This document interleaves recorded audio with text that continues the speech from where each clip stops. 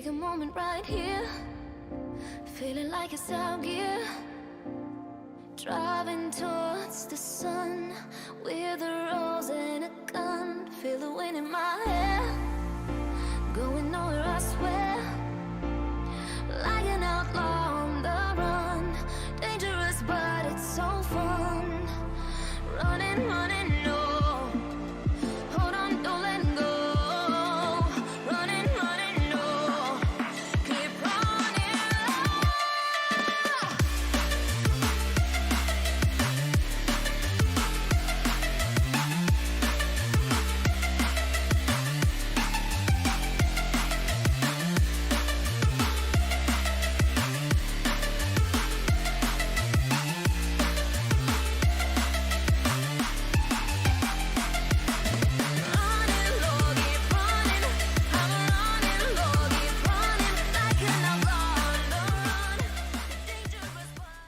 Hello and welcome, ladies and gentlemen, to the Risen Esports Unstoppable Premade Week 9 matchup between Smonkerz Z and University of Washington Purple Caster Minion Cloud team. I am your play-by-play, it's Lemons, joined today by my man Cole.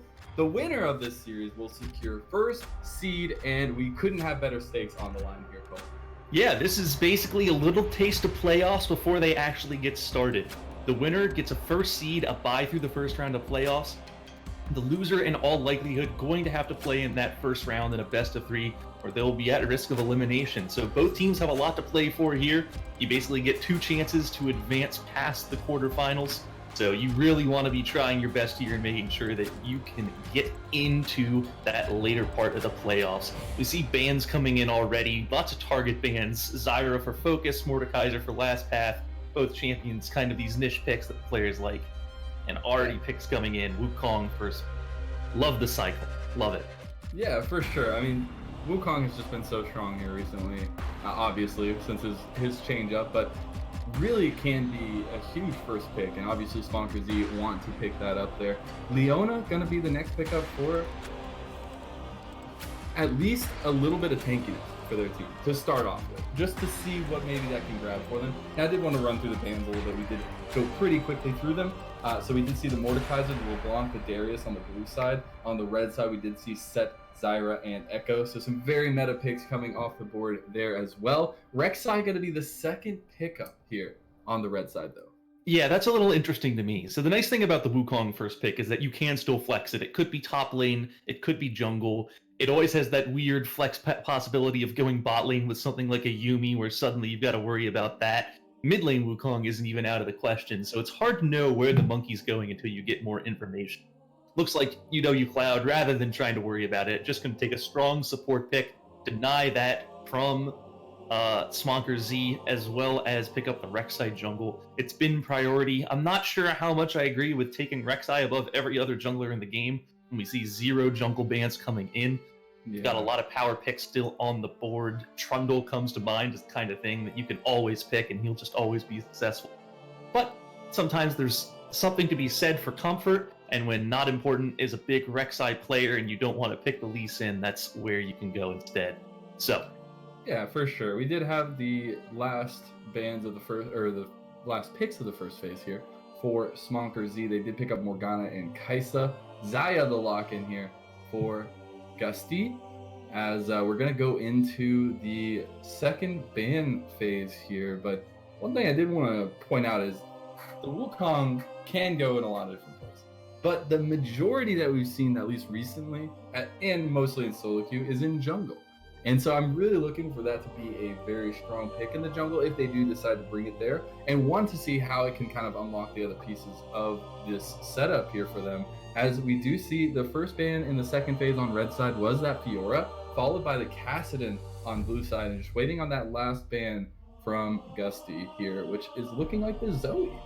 Yeah, so the beauty of having a flex pick in that first rotation is that it makes bans a little bit harder to go for. We see a top ban coming out and a mid ban coming out.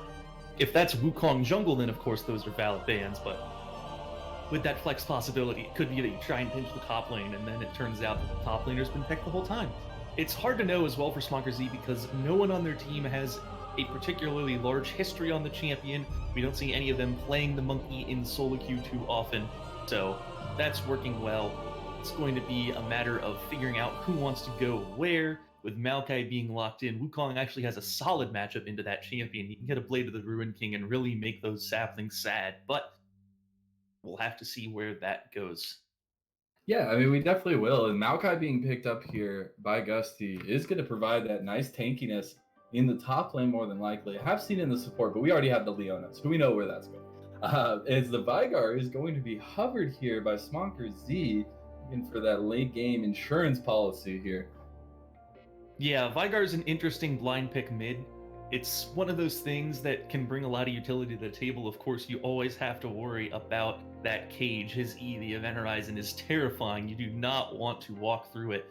And with a champion like Leona, Vigar can shut that down really well. However, there's a bit of a self-counter pick here, because Vigar Cage can't stop a Rek'Sai ult, can't stop a Maokai W, and it can't stop a Xayah when she has pressed R. So that cage is going to be a little devalued, being picked into 3 different champions that could go right past it. However, it's still really good for Rek'Sai E. It shuts down Leona's E very, very hard. Great defensive utility. So it's good to have as backup. It's going to be good to peel for that Kai'Sa, but a few things to look out for, and it will also give over a potentially favorable mid lane matchup, as Vigar has a lot of hard counters in the mid lane. Yeah, he definitely does, and looks like we're going to get 2 press R button champions in the mid lane here, Cole. It's going to be a great time. You just got to wait till level 6 and see what happens. Kled was locked in here for Smonkerz Z in the top lane.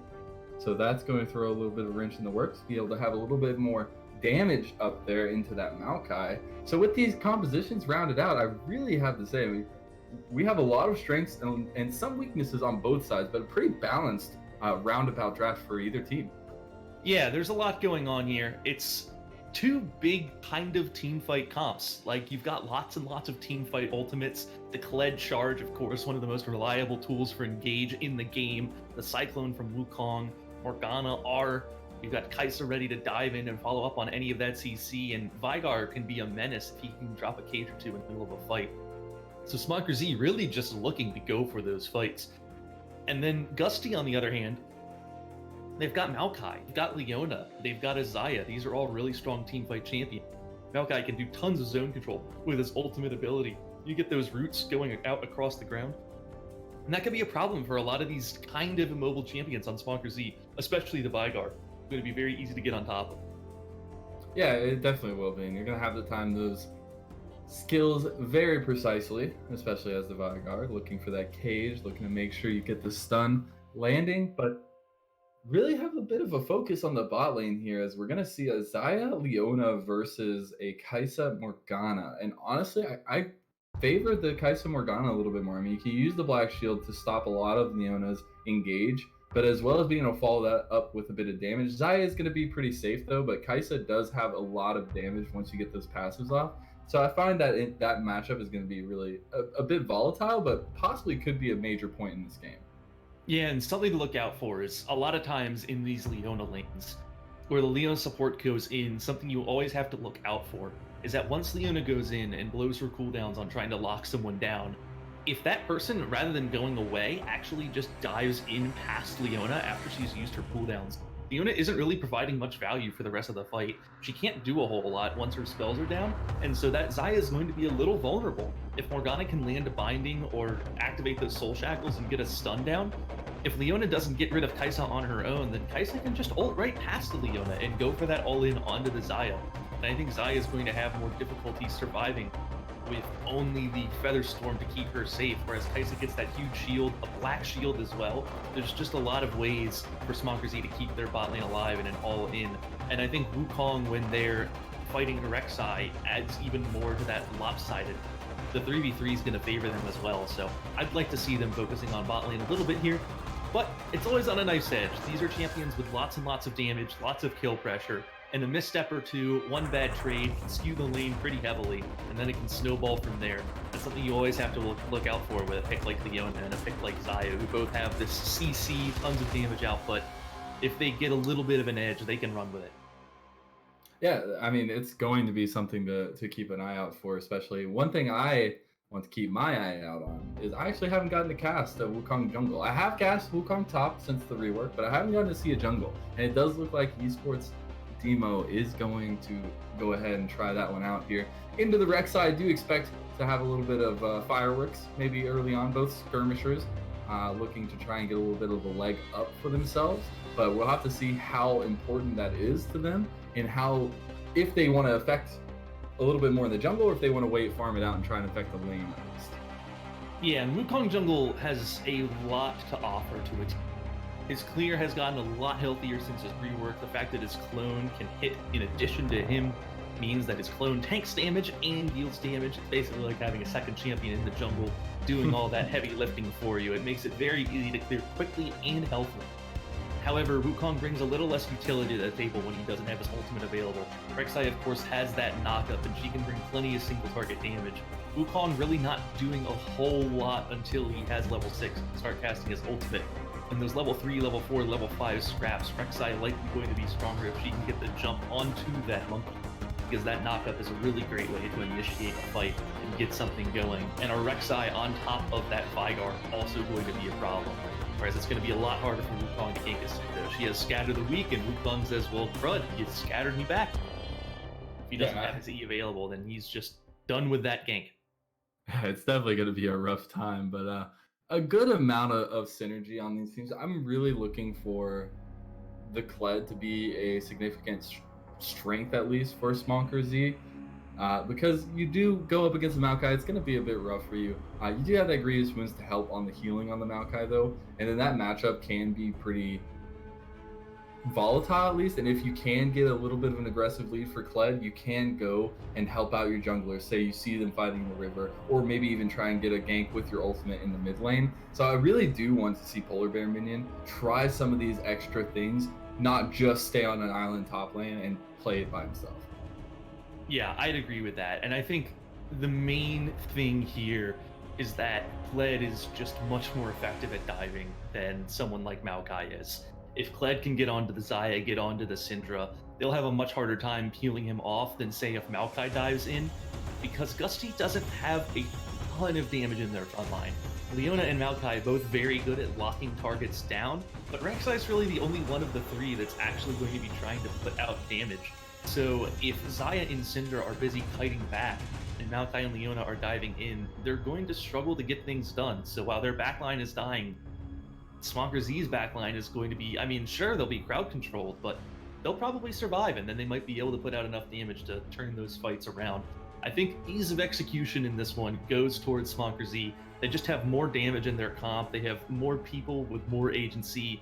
It doesn't take everything hitting perfectly for them to win a fight. One good Cage, one good Wukong ult, a Morgana in the middle of the team with a stopwatch Rosania's can be enough to turn the tide of a fight. So lots of different ways to carry from Smonkerz, and I'll be curious to see how they are able to execute.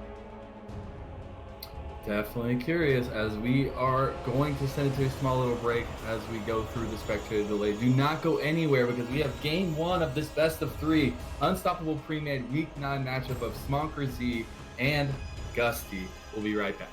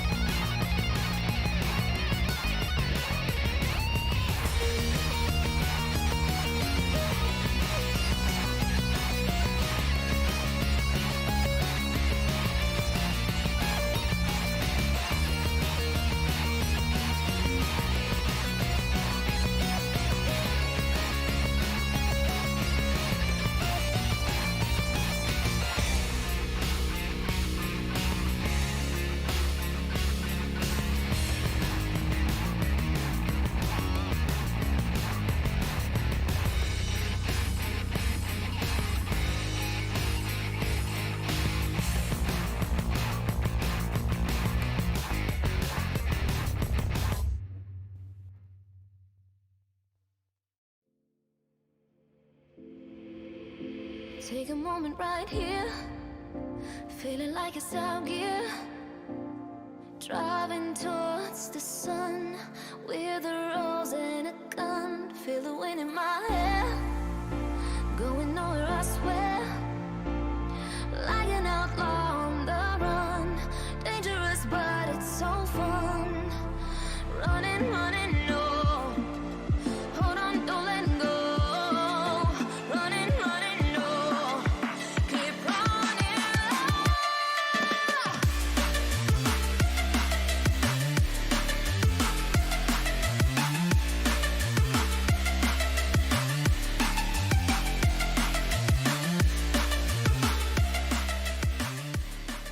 And welcome back. We are on Summoner's Rift here for this matchup, this game 1 of this best of 3 between Smonkerz and University of Washington. Purple class, caster minion, cloud team. We are onto the Rift. We don't see anything too crazy just yet. As We it see a comes pause. out, that is pretty crazy. Appears as if we have someone needing to reset their computer. Love seeing that. Love seeing that. Hey, you gotta be prepared, all right? He needs to make sure his computer is ready. He wants to get the reset, has to do that, but it'll be just a few minutes before we get back into the game. I did want to kind of go over the keystones here that we do see on our screens. We're going to see the Glacial Augment come out for the Vigar. Electrocute, though, for Bungie on the Syndra, looking for that burst damage. I like it going into the Vigar especially.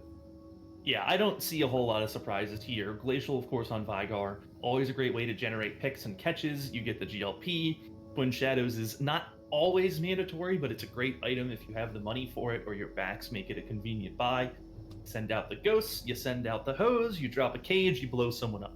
It's really that easy. If you get a lead, then Glacial is oppressive, and if you get behind, it's good for kiting. So it just provides a lot of value on that. And Electrocute, super standard on Syndra. She wants to burst people. That's the rune for burst. Yeah, exactly right. If there's one that you know, it's definitely that one. Now, Conquerors, pretty similar for the Kled and the Wukong. I'm really interested to see what the path the Wukong takes. Obviously, we don't know just yet because we haven't gotten that far into the game, but I want to see where his mind is at. Yeah, there's a lot of different approaches you can take on a champion like Wukong who clears the jungle with so much health. You can always just do a standard clear, buff one of the edge camps, Gromp or Krugs, and then other buff.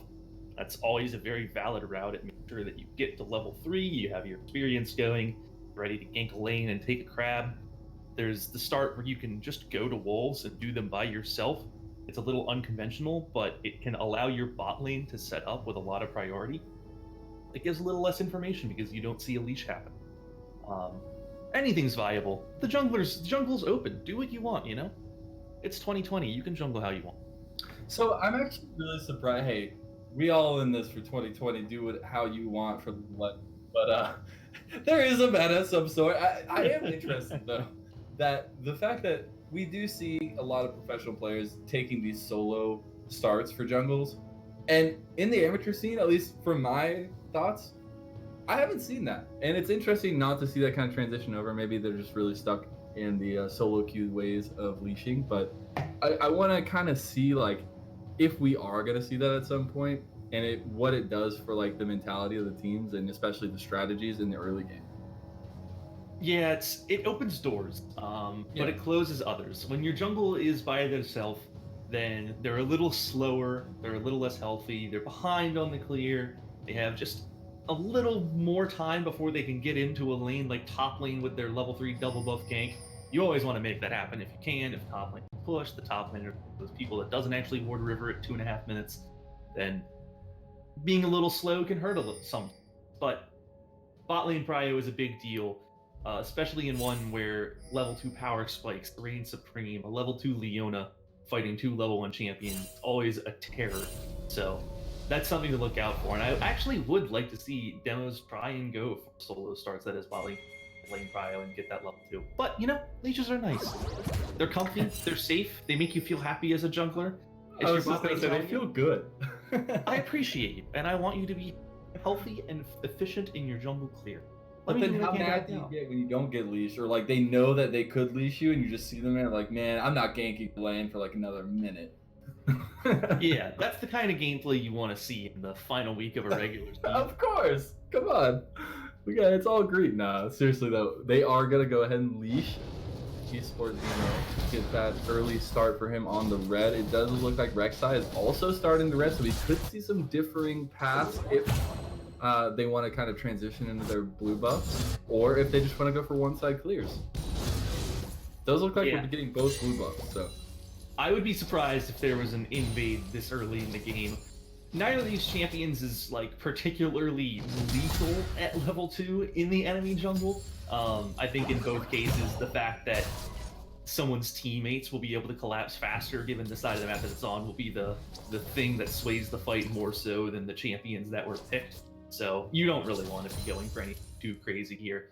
If Vigard gets onto the collapse at level 1 or 2, then that's going to be enough to decide to fight faster than, say, Rek'Sai just trying to kill that Wukong. So a little bit of not vertical jungling, sorry, horizontal jungling. That's the opposite. That's normal. That's another word.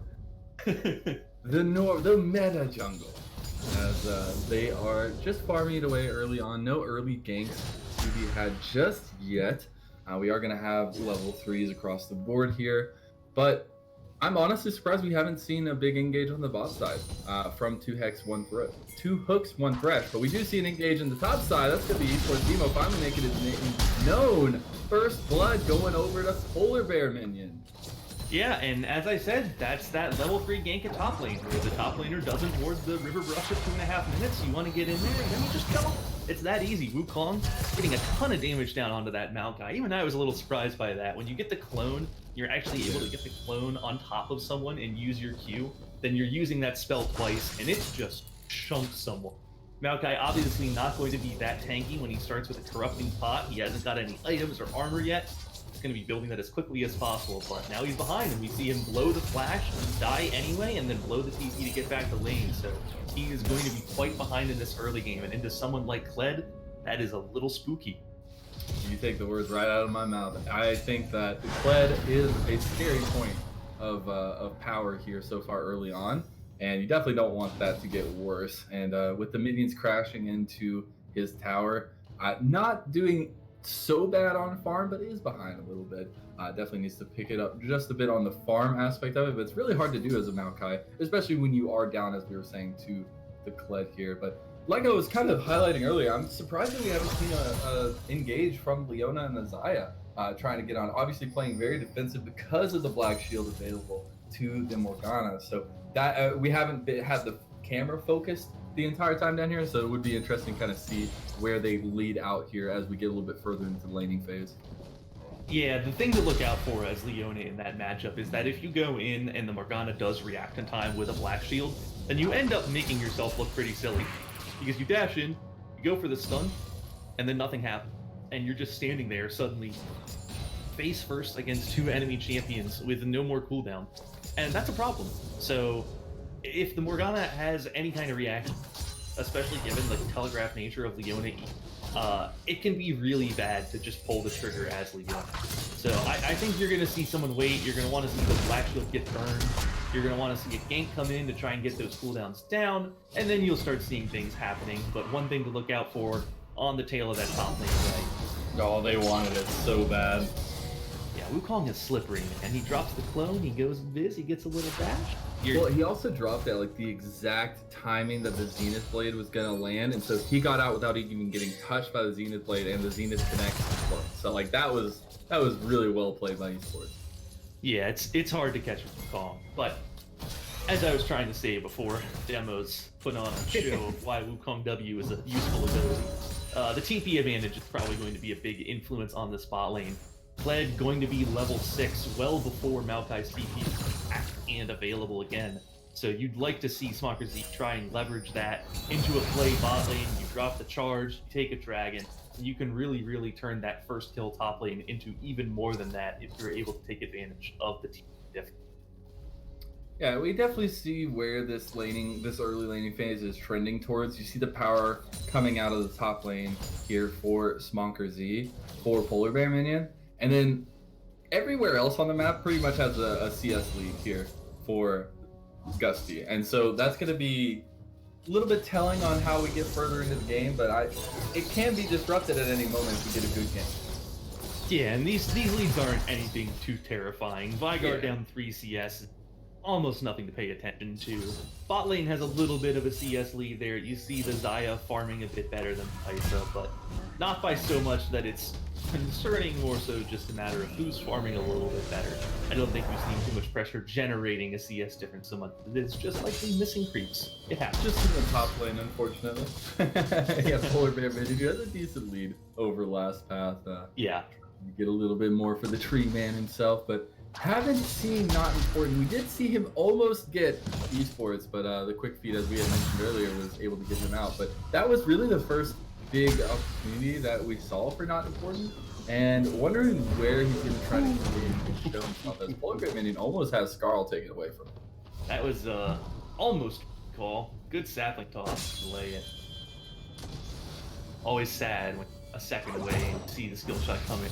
Can I get out? Oh, Scatter of the Week, the barrier comes out, and the Ignite is used. The one auto attack wasn't able to connect. He wanted to try to land the Q, but not able to. That was so close. Bungie just really wants that kill on Gentle. Gentle saying, no way, Jose, not this time around.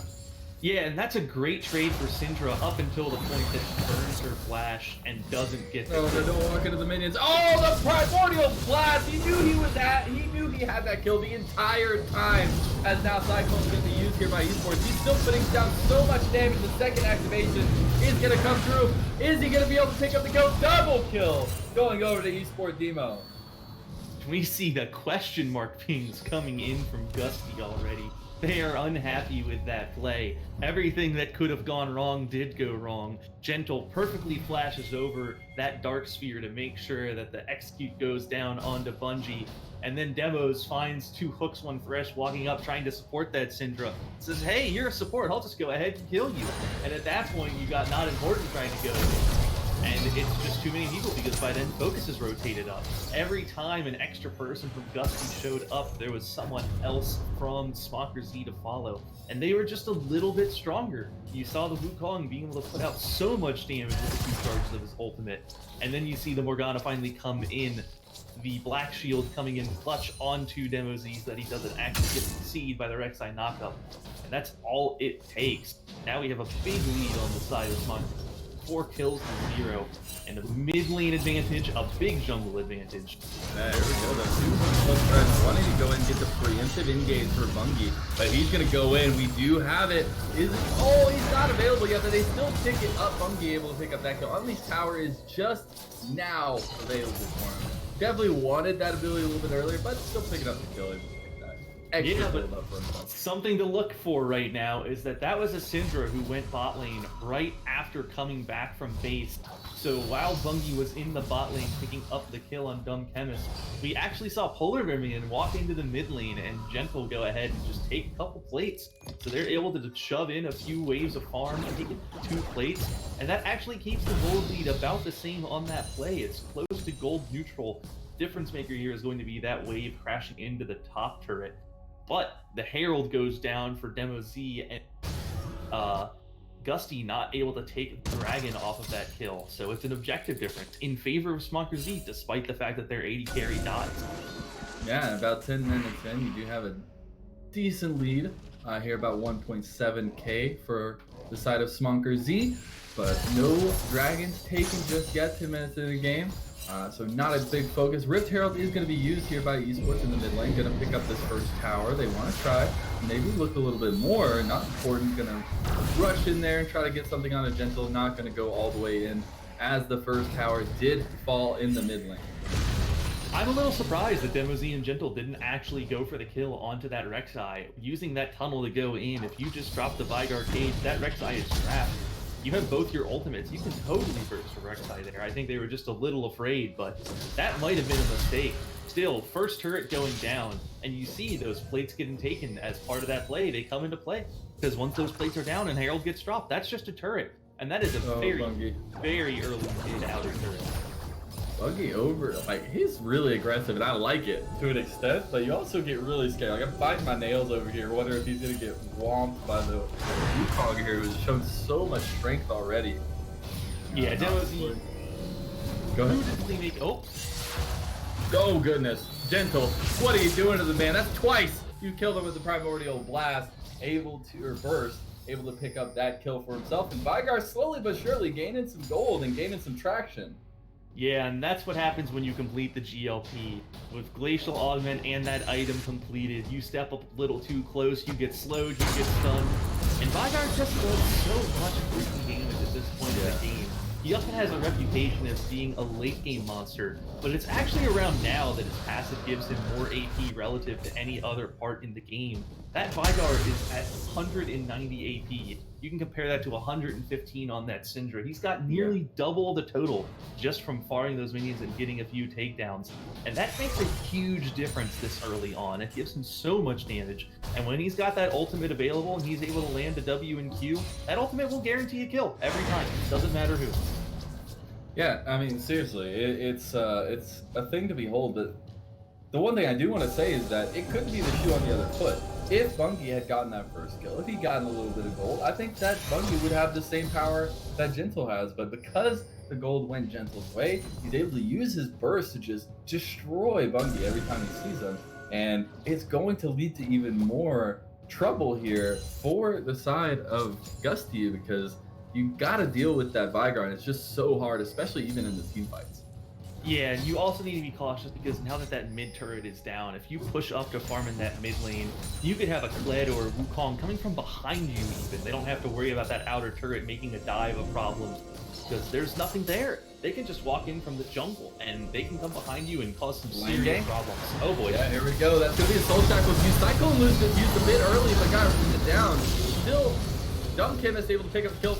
Flash forward Primordial versus that Esports demo going in, but he's taking the tower damage. Not able to teleport, finally coming down. Last pass, looking to make a difference in this fight. Is he going to use it? He just goes in with the blast. Nature's Grasp, gonna get everybody stunned up. Instead, it's not important who has arrived. Bungie picking up the kill in the bot lane, and that is a huge win for the side of Gusty. And what's Smonkerz doing? They got a kill, they got a second kill, and they just had to keep going for some reason. You take your kills and you be happy, friends. You got 2 for free. But then you see the Vygar flash again under turret, Gentle trying to get the kill on Xander McNatty. Just not enough damage to make it happen. And so you tank a few turret shots, the Xayah doesn't die. Demo Z says, well, okay, well, if you're flashing, I may as well flash too. He ends up overcommitting because as soon as that Rek'Sai shows up, he's dead too. And then the teleport and the rotation of the Syndra, really well done by Gusty to punish that overextension. That was just a really greedy overstay from Smonkerz.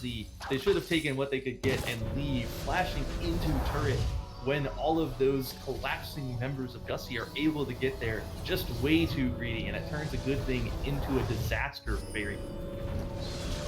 Yeah, they really did, and that was 4 deaths for the side of Smonkerz, and it's a bit rough when they've been so strongly in the lead just up until now. Actually, still are, but have lost that little bit of an overextended fight in the bot lane, meaning that they need to be careful the next time they make a decision like that. The silver lining for Smonkerz there is that while that fight is going down, Polar Bear Minion just said, you know what, I'm gonna take this turret, and took the entire top turret. So that is a 2 turret to 0 lead. Yep. Gusty weren't able to get the entirety of that bot outer turret from Smonkerz on the tail end of that play, despite all the kills they got there. Just not quite enough damage on that structure. So you see static gold going down in favor of Smonkerz. So as long as they can maintain the lead, that play might not be the end of the world. But those turrets getting low means that they'll fall eventually. Static gold is something you have to look out for in these games when the team that's behind is able to win the fights. Because if they win a few more, structures start falling, and then they start converting their deficit into a huge advantage. Oh, definitely. And I do have some good and bad news here, I have to say. Ocean Dragon is coming up in about a minute, which means we won't have Ocean Dragon Soul, which makes me very sad. But on the good side, you still have the Turtle Dragon possibility, and you know, the consolation prize of the Cloud Dragon Soul as well.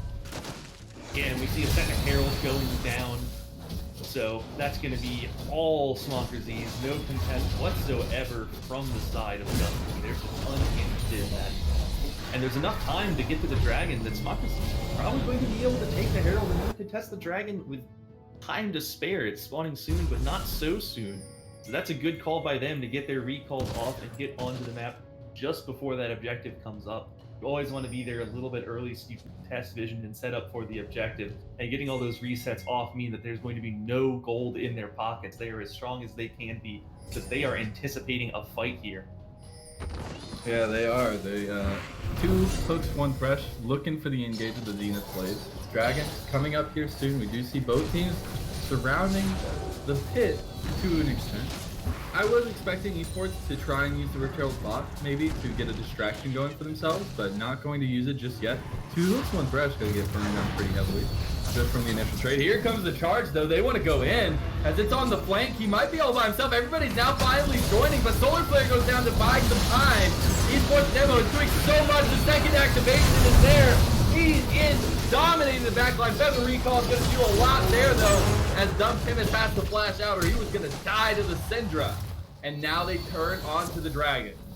Yeah, and that fight's a little scattered, but it works well enough. There's just so much AoE from the side of Smonkerz team. And when Gusty is grouped up like that, they're so vulnerable. You see the flank come in. Demo's in the perfect place to follow that up. Gentle gets a nice cage to make sure that no one can escape from the spinning monkey, and it's just a lot of damage going down onto Gusty's front line there. It's actually the Rek'Sai and the Maokai that end up in front and going down first, and once they're down, the Syndra and the Xayah not able to contest any longer. They've got no one to stand in front of them. So that's going to be a Dragon, and then they're going to drop the Herald. It's going to be a bot turret, and that's a huge win for Smonkerz. They're able to convert that teamfight win into a couple different objectives, and that's what you love to see. Oh no, Esports Evo is going to get over the wall. Zenith Blade is not going to land, so he's going to get out. Yeah, they finally use their Herald bot, able to get a bunch of gold there for themselves, pick up their second Dragon. It is going to be an Infernal Dragon next, so it's going to be the Cloud Dragon Soul this time around. Not the most important, but can be very beneficial. Especially if you look at the side of Gusty, if they get all 4 Cloud Dragons, that's going to be pretty crazy. It's an Infernal Soul. I'm so sorry, it is Infernal Soul. I'm crazy. It's the other way around. But both teams wanting to get the Infernal Soul at least to provide a little bit more damage for themselves. And that's where I was kind of leading to this. Bungie and Gentle are looking for a little bit extra in this game for themselves. Yeah, Infernal Soul provides more value for Vigor than probably any other champion in the Legends. It just works so well when his kit gives him some 150, 200, 250 free AP. Multiplying any of that is always so good for that Vigor. And it makes sure that come late game, he will just do nuts damage. With something like a couple Infernal Dragons and an Infernal Soul, you can see something like just the Vigor Dark Matter nearly one-shotting Squishy member backline. If he can land that W, it's just lights out. So that's something that Gusty is going to need to look out for. And oh boy, Flare, Unleashed Power, all the ultimates coming out. Here comes the Void Rush as well. good stopwatch focus. Flag forward, 2 hooks, 1 thresh going in. It's only followed up by Bungie, who gets knocked out. Featherstorm's going to come out as well. They are able to pick up that kill. Dumb Chemist is there. TP did come down. The cage is there as well. Xander needs to be careful, but here comes the re-engage by Last Path, and not important. He gets blowed up by the Primordial Burst. Now it's Last Path by himself. In the backline is going to slowly but surely be taken down here. The Polar Bear Minion has joined the fight. He did use, before all this happened, Polar Bear Minion had to use charge to get out of a gank in the top lane by Not Important, and Last Path was joining. So he didn't have that available, but was still able to be a big portion of this fight. But what is Gusty doing? They're committing to a turret dive, or are they aware that they are behind in this team? you don't want to turret dive the middle of the map when you're losing the game. It's the easiest place to collapse. And Smonkerz able to do exactly that. They overcommit to killing the support Morgana. She gives herself the black shield. You see the heal from Dumb Chemist, keeping that Morgana a little healthier. Rek'Sai ults in between turrets, only to find that Morgana also has a stopwatch, and at that point, Gusty was just way too committed. You have Leona, Syndra, and Rek'Sai all underneath the turret, and then the Wukong shows up, the Vigor gets there, and it's just a cleanup job for Smonkerz.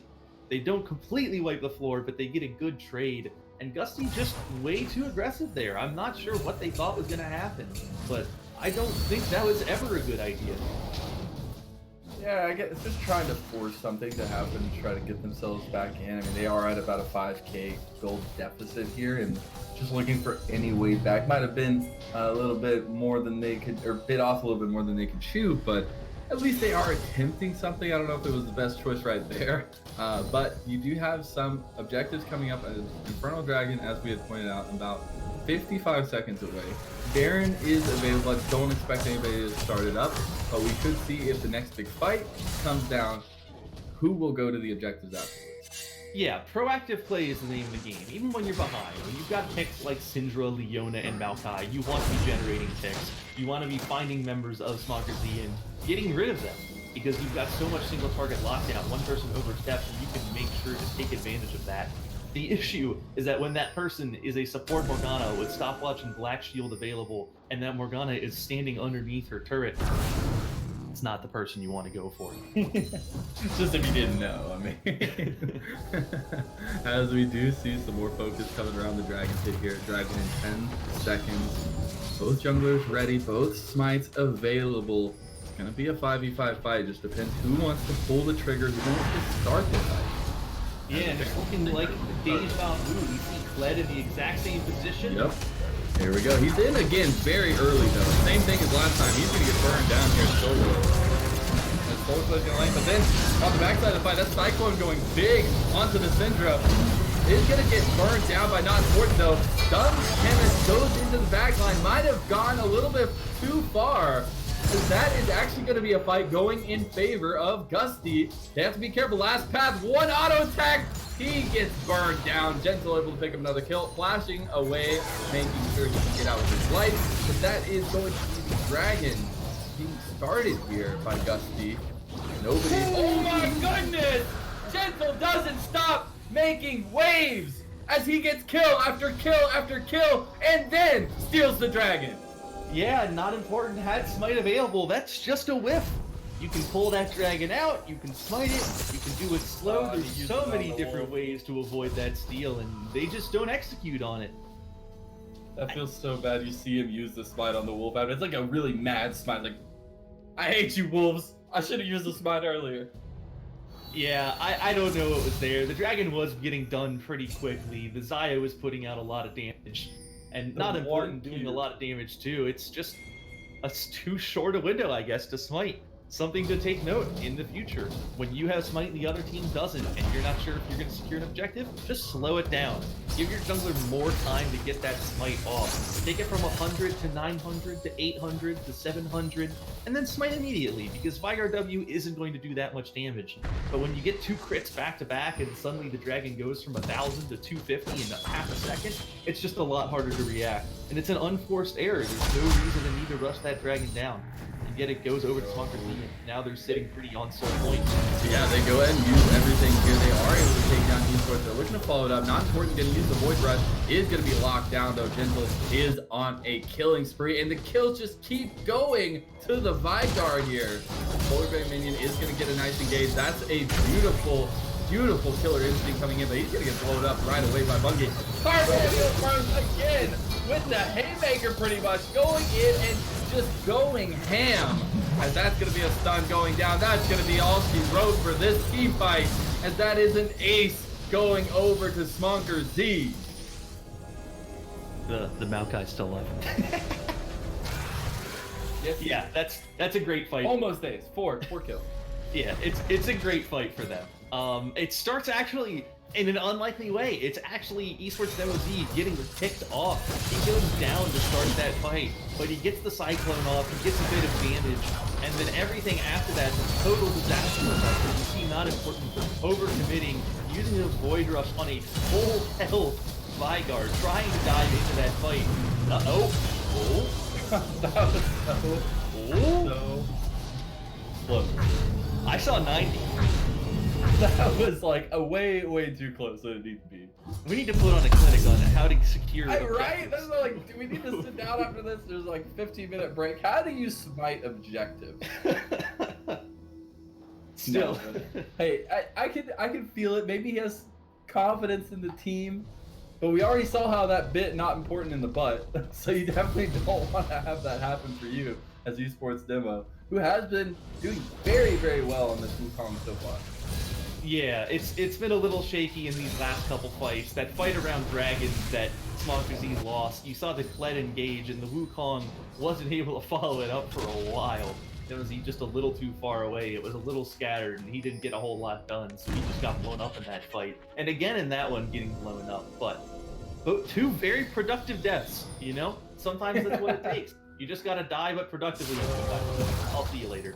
Yeah, Bungie is definitely not for this world anymore. Although the return almost got gentle. And that would have been a big shutdown going over to Bungie, but not able to have the damage just yet to clean that one up for himself.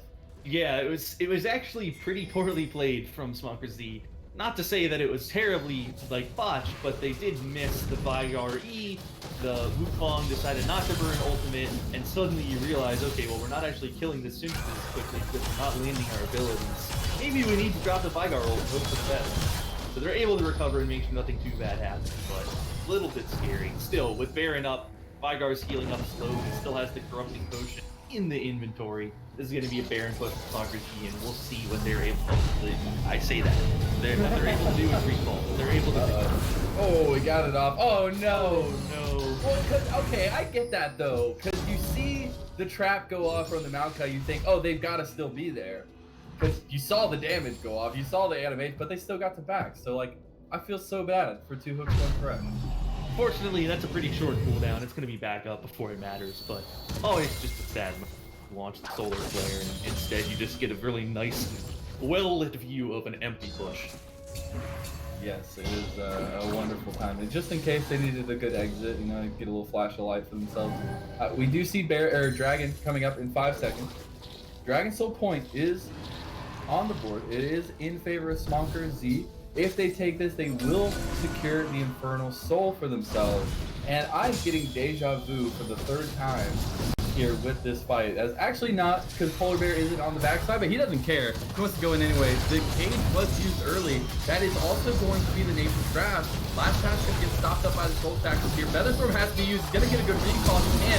That's going to be a lot of damage. Just burning though. Scarlet's top. That's going to be power unleashed as well, but not enough to do enough damage.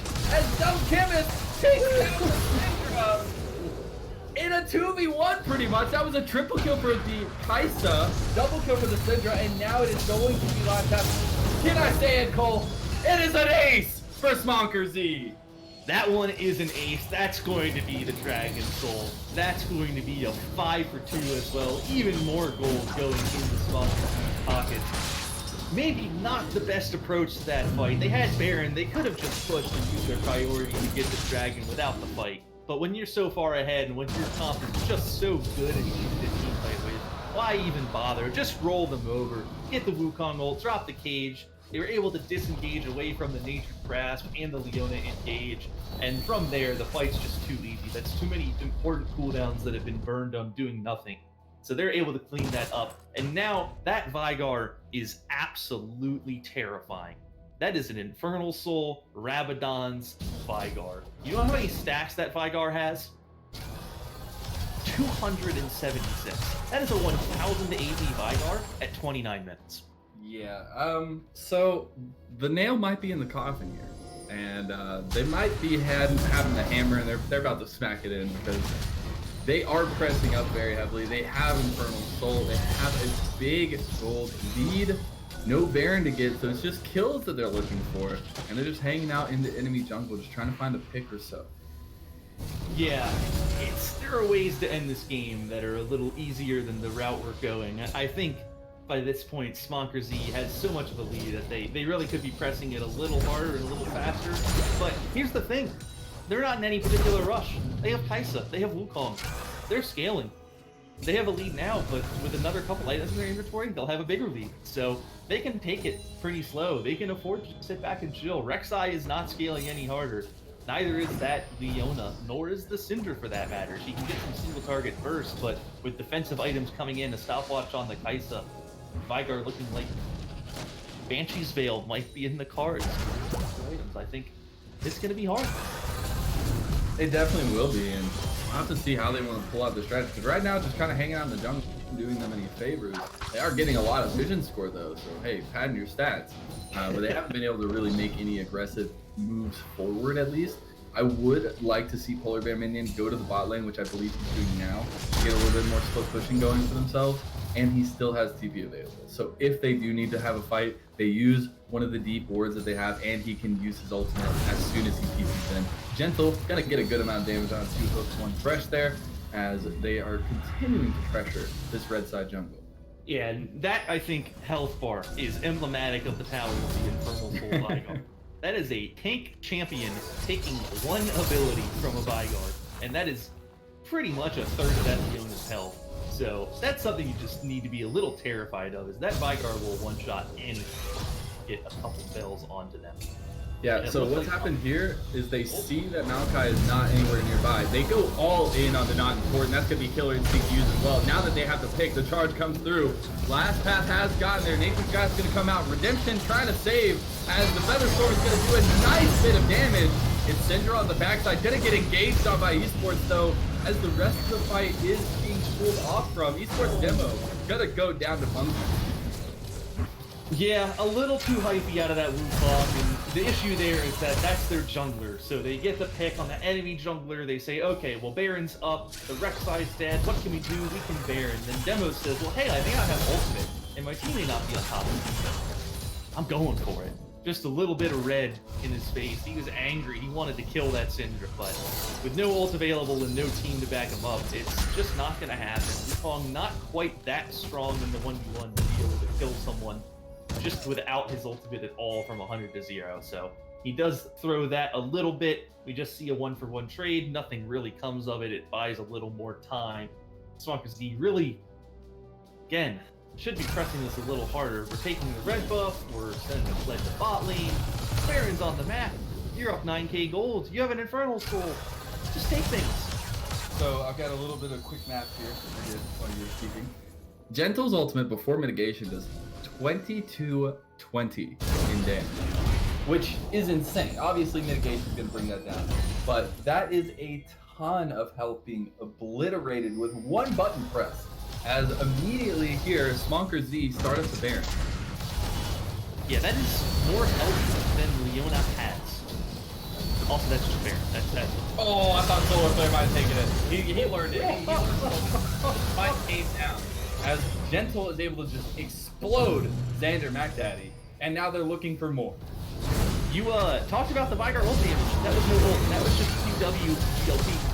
Yeah, and 2 hooks, 1 thresh gonna be the next to fall. Caught out just a bit. But yeah, Primordial Burst still available. Could probably one-shot the Syndra at this point. It has a little bit of magic in this, so maybe not. But you gotta get the execute going. Yeah, at least. Get a little bit more. As the towers are starting to fall here, the mid inhib is going to go down. They're looking to continue pressing. They have a good minion wave here with the Baron up minions. There's going to be a lot of damage put down by Bungie. Nature's Grasp is going to be used to dissuade any further follow-up, as they're going to have to pull away. And I'd like to see them pull away to the bot lane, continue to push with their Baron, but it doesn't look like they want to do that. Whew. So slow. Yeah, honestly, I'm surprised. Like, they have an 11k gold lead, more than 11k, and they haven't really pressed it too much. Honestly, though, you see every time they get into a position to push a little further, they kind of choke up a little bit. They don't want to maybe fully invest into it, or maybe there's a little bit of indecisiveness.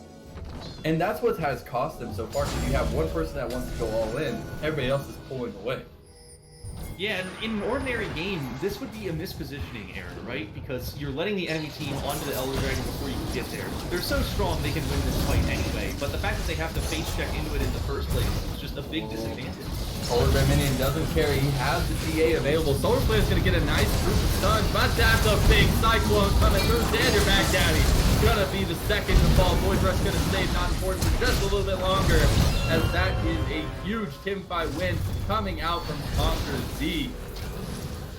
And not even going for the Elder. Yeah, it looks like that's gonna be game. Smonkerz finally have had enough of this. They say, no. alright, we killed you. Oh, Monkey, don't die! I can't see this happen again! as the tower is falling. GA still available for Polar Bear. Does get Starl back at the beautiful timing there. And we didn't get to see it because the camera didn't want to show that horror. But you gotta guess it. Gentle was able to take down Bungie again.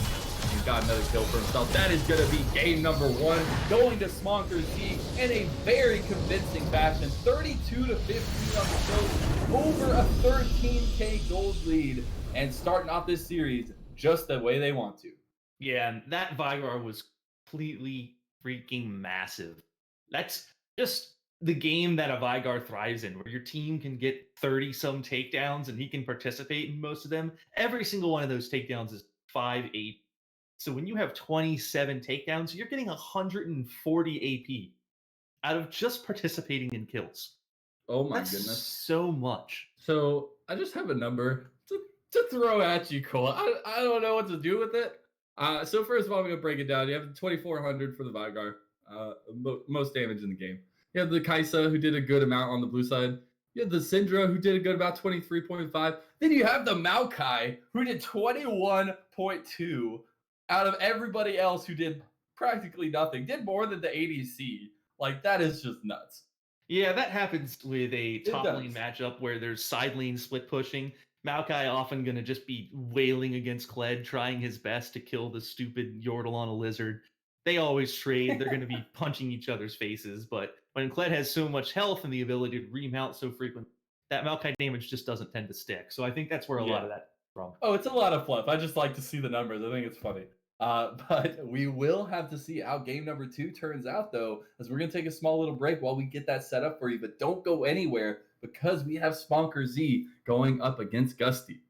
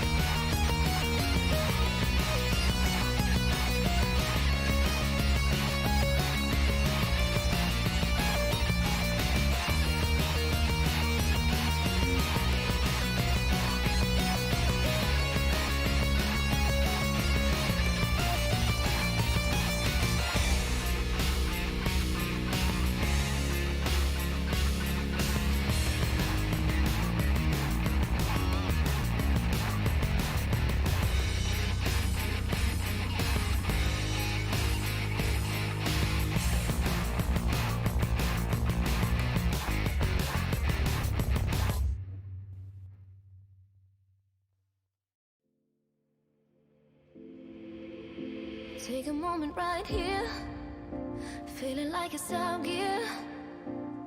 Driving towards the sun with a rose and a gun. Feel the wind in my hair, going nowhere I swear. Like an outlaw on the run, dangerous but it's so fun. Running, running, no. Hold on, don't let go. Running, running, no. Keep running.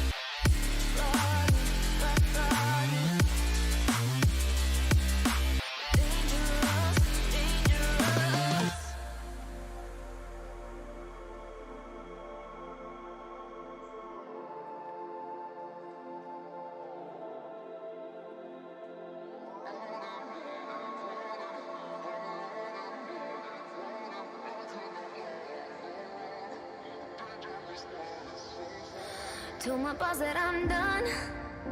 Had no luck with my mom.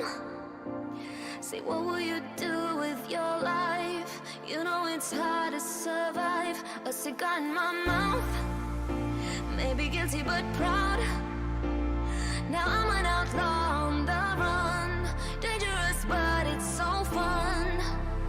Running, running low. Hold on, don't let go. Running, running low. Keep running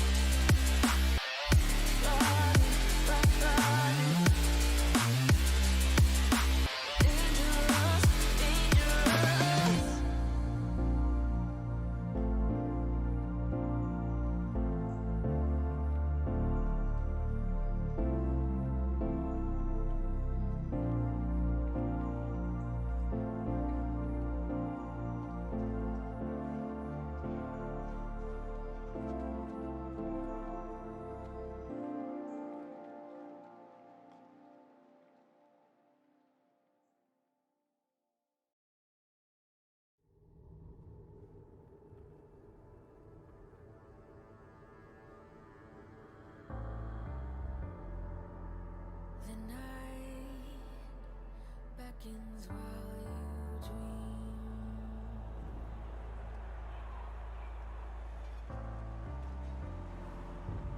A life never lives in peace.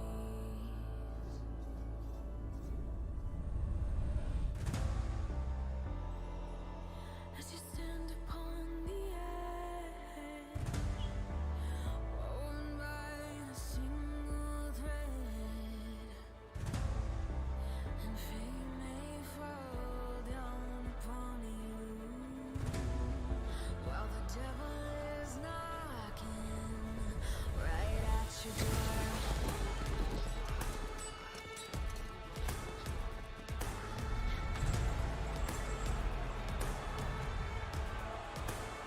So are you restless? Each night you hear the drums roar. Awaken, awaken, the voice begins to call you. Hello and welcome back, ladies and gentlemen, to the Risen Esports Unstoppable Premade Week 9 matchup between Smonkerz and University of Washington Purplecaster Minion Cloud team. We are into game number 2 with the side of Smonkerz taking a very strong game number 1, showing out all the stops. Really, the Vygar, the big thing for me, as we do get into the banning phases here. The first ban coming off from Gusty is going to be Echo, followed by the Zyra. Mordekaiser on the red side is taken away, as well as the LeBlanc. Yeah, and so far we're seeing same bans. I think I would like to see a Vygar ban out of Gusty this year. Smonkerz did just blind pick at that game. It was a Vygar mid, and they got the counter with Syndra, and the counter really didn't work out that well, so if I am Smonkerz, I am perfectly happy to opt into Vygar again. Say, if you want to try and counter me with this champion, by all means, go right ahead. Gusty really going to need to find a way to bounce back, and they do leave the Vygar up, so we're going to have to see if that is prioritized. Wukong, of course, going to be the first lock-in. Yeah, so seeing the trend in these drafts already, Wukong is a priority here, with the Ornn being the last ban on the blue side for the first phase, and Darius being the last ban for the first phase on the red side. A little bit of focus on the top lane there, so want to see where they want to go, as Smonkerz are waiting to pick now. Yeah, and so as I said during the last draft, this Wukong is powerful because it's a flex pick. it can go in so many different places and so many different roles.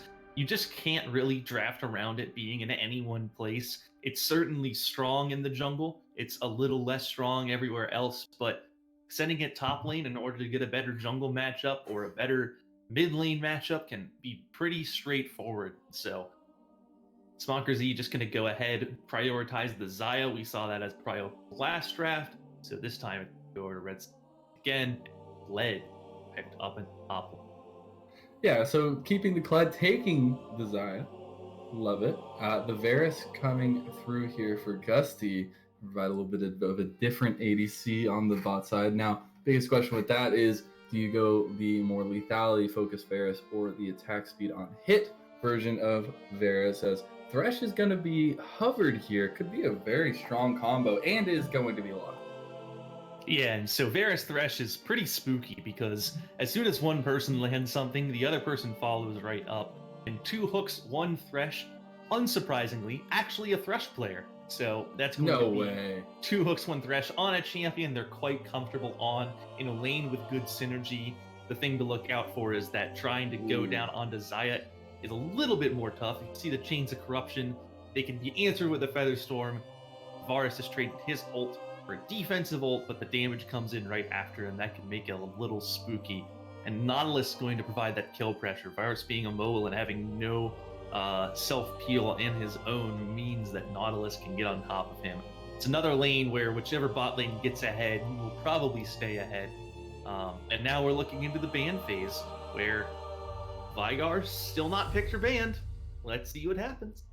Yeah, I am a little bit worried, as Kassadin was banned away for Smonkerz for the first ban of the second phase. Zoe is going to be the ban by Gusty.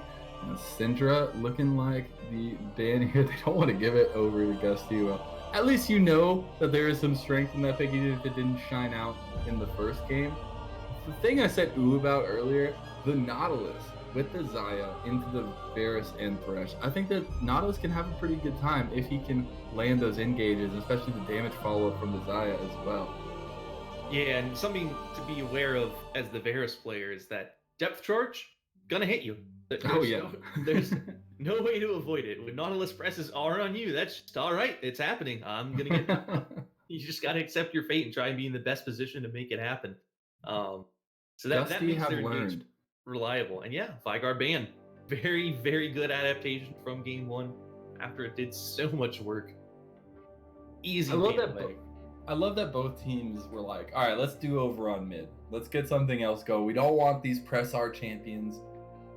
Obviously, Smonkerz maybe wanted to press R champion. Maybe they were going to take the Veigar. But Shyvana locked in. I love to see it. I'm hoping we get the full AP Shyvana, because that would be a lot of fun.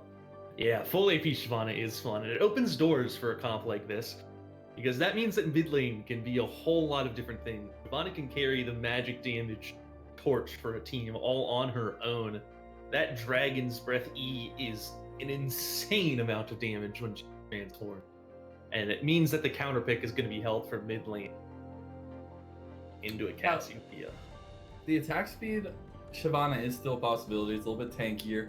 You do go a more tanky build. It does provide a little bit of health for your front line, but I highly expect it to be the full AP. We do see Cassiopeia locked in for Gusty, and going to be followed up by the Jarvan Hover, which could kind of bring this composition around, which would mean that the Wukong could go top. Yeah, I think that is exactly what that means. Jarvan top, a niche pick that comes out every once in a while, but probably pretty terrible into Kled. So I think you're right. I think that means that we have Wukong in the top lane, Jarvan in the jungle. That opens up the door for the Shyvana to build however she likes. I was going to say that with the Blade of the Ruin King buffs, an on-hit tankier Shyvana can do really well into Wukong. She actually wins trades, especially with Red Smite, because she just does so much mixed damage and hits so hard and so fast. But when it's Jarvan jungle, Shyvana doesn't have to worry about this quite as much. Whether AP or AD, I think she wins that 1v1. So Shyvana can build how she likes. Victor, a good answer to Cassiopeia, in my opinion. He's a really easy job wave clearing and just pushing her in once he has that augment on his E. and he isn't quite as susceptible to the Cassiopeia rundown because he can go so fast in his own right once he gets the field and zooms away. Yeah, exactly that, and is going to be a very roundabout competition. Again, kind of like this first game where both teams have some very strong strengths and some sort of weaknesses here. I do expect there to be a lot more focus on the Dragons earlier on, seeing a Shyvana in the game, where we didn't see our first Dragon until like 12 minutes into the game for the first one. So I definitely think that's going to be a big difference here going into game number 2.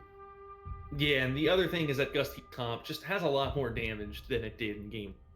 They had 3 kind of tanky-ish frontliners who weren't going to be putting out tons of DPS. This game with Cassiopeia, Varus, and Wukong, that's at least 3 champions who are going to be putting out a ton of damage. And depending on how this Jarvan builds, it might be a little more. I'd anticipate full tank Jarvan with this comp, just going Conqueror into Cinderhulk and Gargoyle.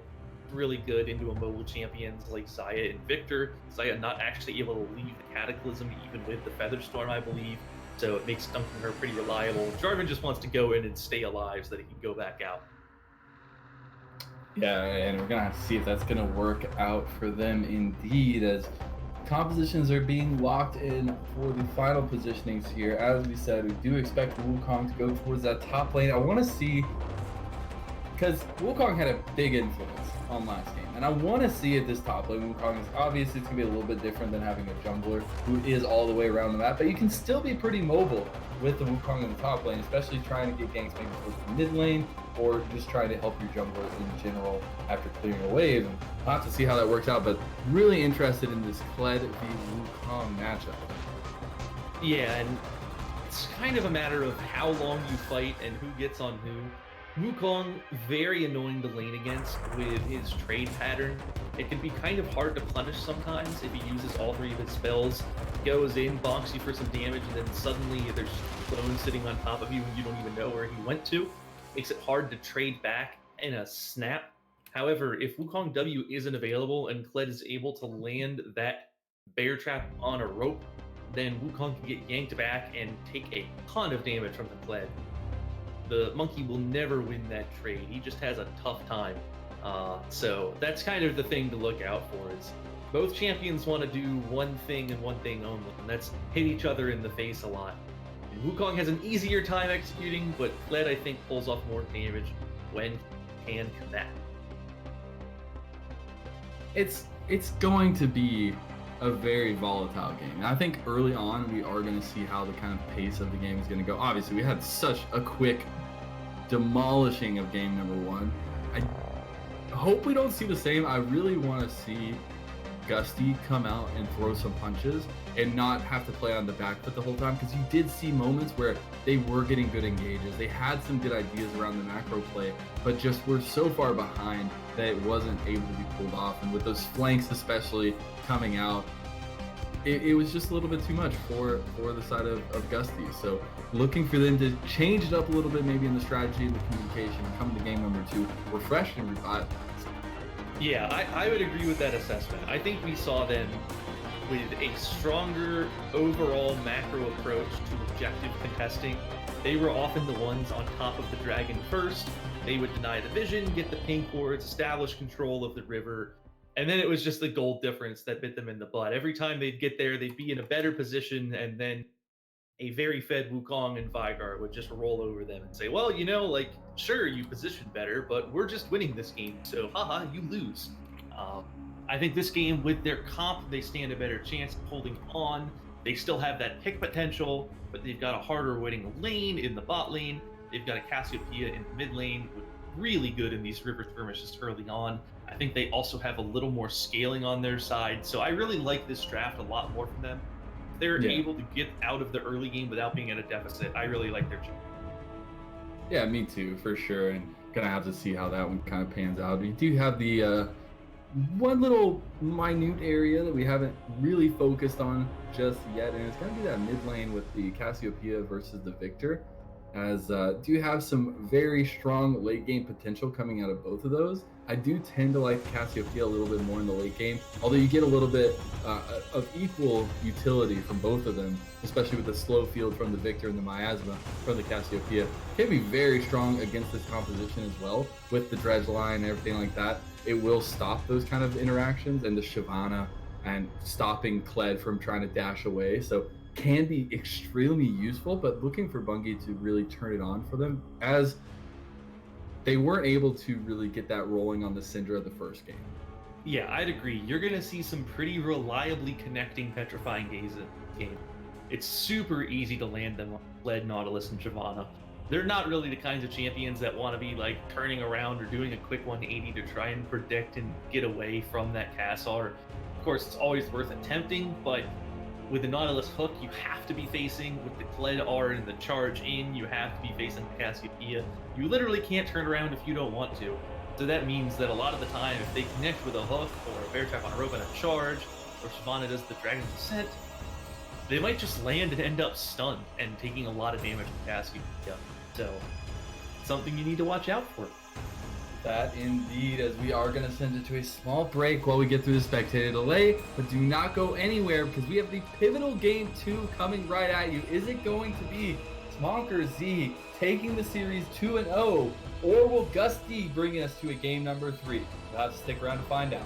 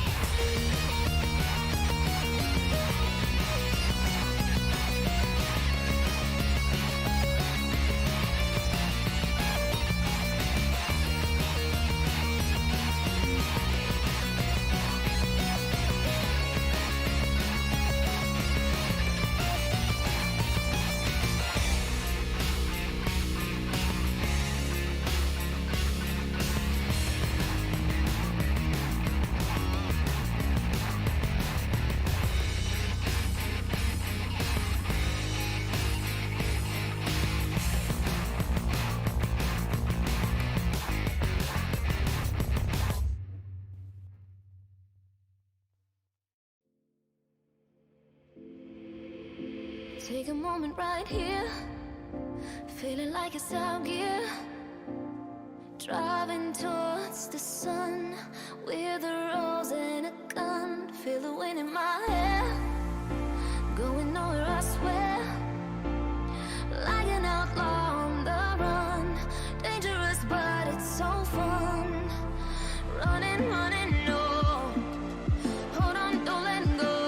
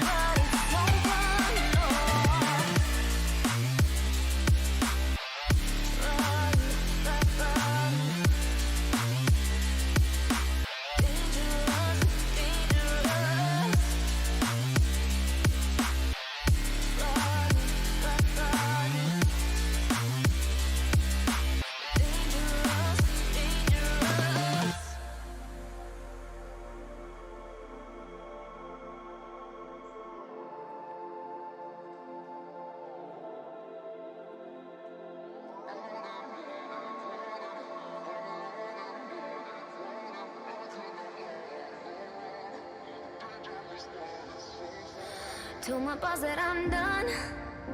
Had no luck with my mom. Say, what will you do with your life? You know it's hard to survive. A cigar in my mouth. Maybe guilty but proud. Now I'm an outlaw on the run. Dangerous but it's so fun. Running, running low. Hold on, don't let go. Running, running low. Keep running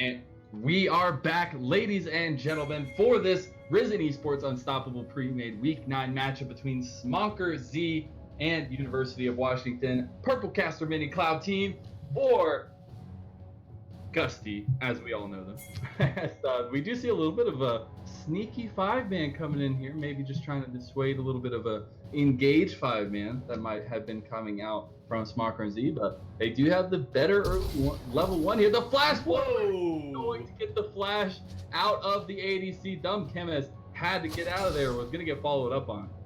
Yeah, and that's something that both junglers are going to immediately be paying attention to. When you see summoners burned that early in the game, that is a sign that you want to be in that lane, and you want to be in that lane frequently.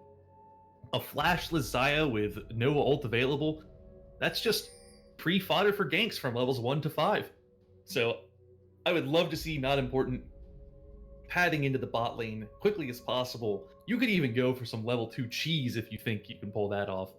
There's a lot of different ways to punish, but the same thing here for that flashless Thresh, though it's a little harder to punish that as a Shyvana. She really does want to be power farming and getting to level 6 as quickly as possible.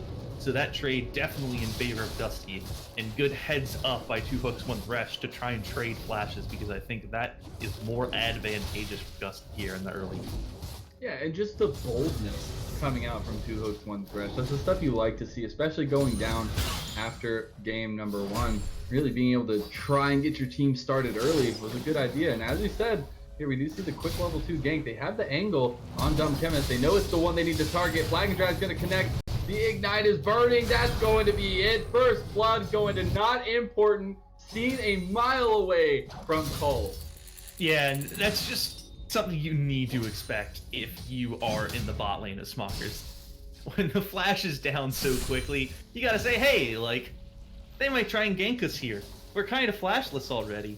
And unfortunately for Dumb Chemist, just not able to escape that gank. Jarvan took the red buff and moseyed his way on down to the bot lane. Even with the hook from 2 hooks 1 Thresh missing and missing again, still enough damage there to kill that Xayah. And now you've got a big lead going already. The Jarvan up a kill. Let's see how he can use that to try and take over this early game.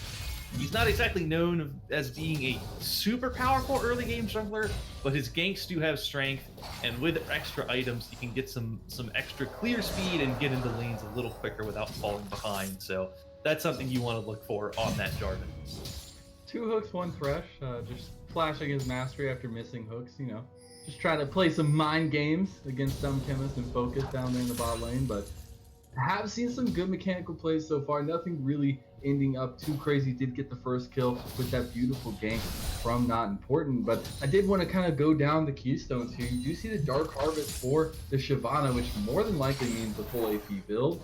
You do also see the phase rush coming in on Gentle for the Victor. So going to have that extra move speed to get away from the Cassiopeia here. Dreadline's going to connect on 2 hooks, 1 thresh. He's got to be very careful. That's a lot of damage. But it's Dumb Chemist who doesn't want to fully engage here. Had the help of the team, as we do have a reconnect coming through for Not Important. It was very quick though, as he's able to just get right back on Rift. But that was a bit unfortunate for Dumb Chemist. You would think if you went forward just a little bit more, you could have secured that kill, but didn't want to risk it, wanted to play it safe here in the early game.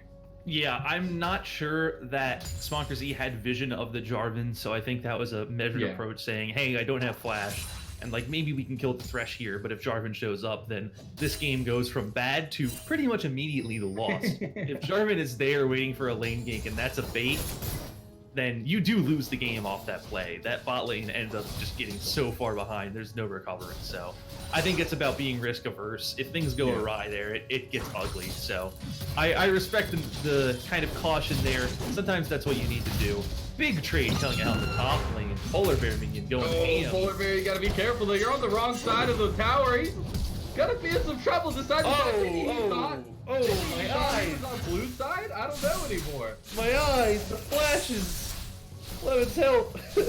I don't think last path really needed a flash there, but it's a little bit back and forth. I honestly though, like, did Polar Bear Minion think he was on blue side still, or was it just like, I need to get Scarl, I need to do some damage, I'm just gonna try to kite, and then ends up in the wrong place? Yeah, it was just kiting. Unfortunately, it's kiting in the wrong direction. That was a beautiful death sentence. That's gonna be all she wrote. Dumb Chemist is dumbly dead, and he goes down, flashing the mask for his 2 hooks, 1 thresh. And they are able to pick up even more in the bot lane. 3-0 in favor of Gusty. Yeah, and so things are going a little worse now. This is a much different early game than one we saw before. As I was trying to say, I think we saw Polar Bear Minion cancel a few autos there in that trade. I think Scarl might have gotten back in time had those autos not been canceled. Fortunately, just trying to kite a little too hard, they get canceled and not enough damage goes down. And then you do see it was 2 flashes, neither of which accomplished anything. Polar Bear Minion tried to flash away to safety only to take a minion auto attack and die. Then Last Path flashed right after saying, hey, I'm going to try and kill you. And dead already. Yeah, Not Important going immediately onto Esports demo as he's going to have to flash out. Already knew the flash was coming, started heading around that way. Not going to be able to pick anything up as everybody's chasing there. I'm down to make a petition to say that autos is the new auto attack. I like it. Please no. Please don't do that. Let's just move away right now. All right. So, anyways, how's the weather today? No. The big minion wave gonna crash here in the top lane. Polar Bear Minion gonna take advantage of that to get it back for himself. As Dragon has spawned, it is the Cloud Dragon first. But haven't seen anybody wanting to head that way, although Shyvana is more in a position than Jarvan is right now.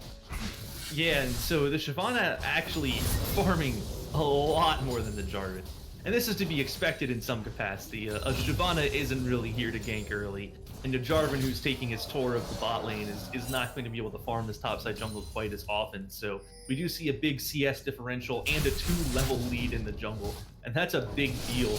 But despite that, we see Not Important stealing away the red buff.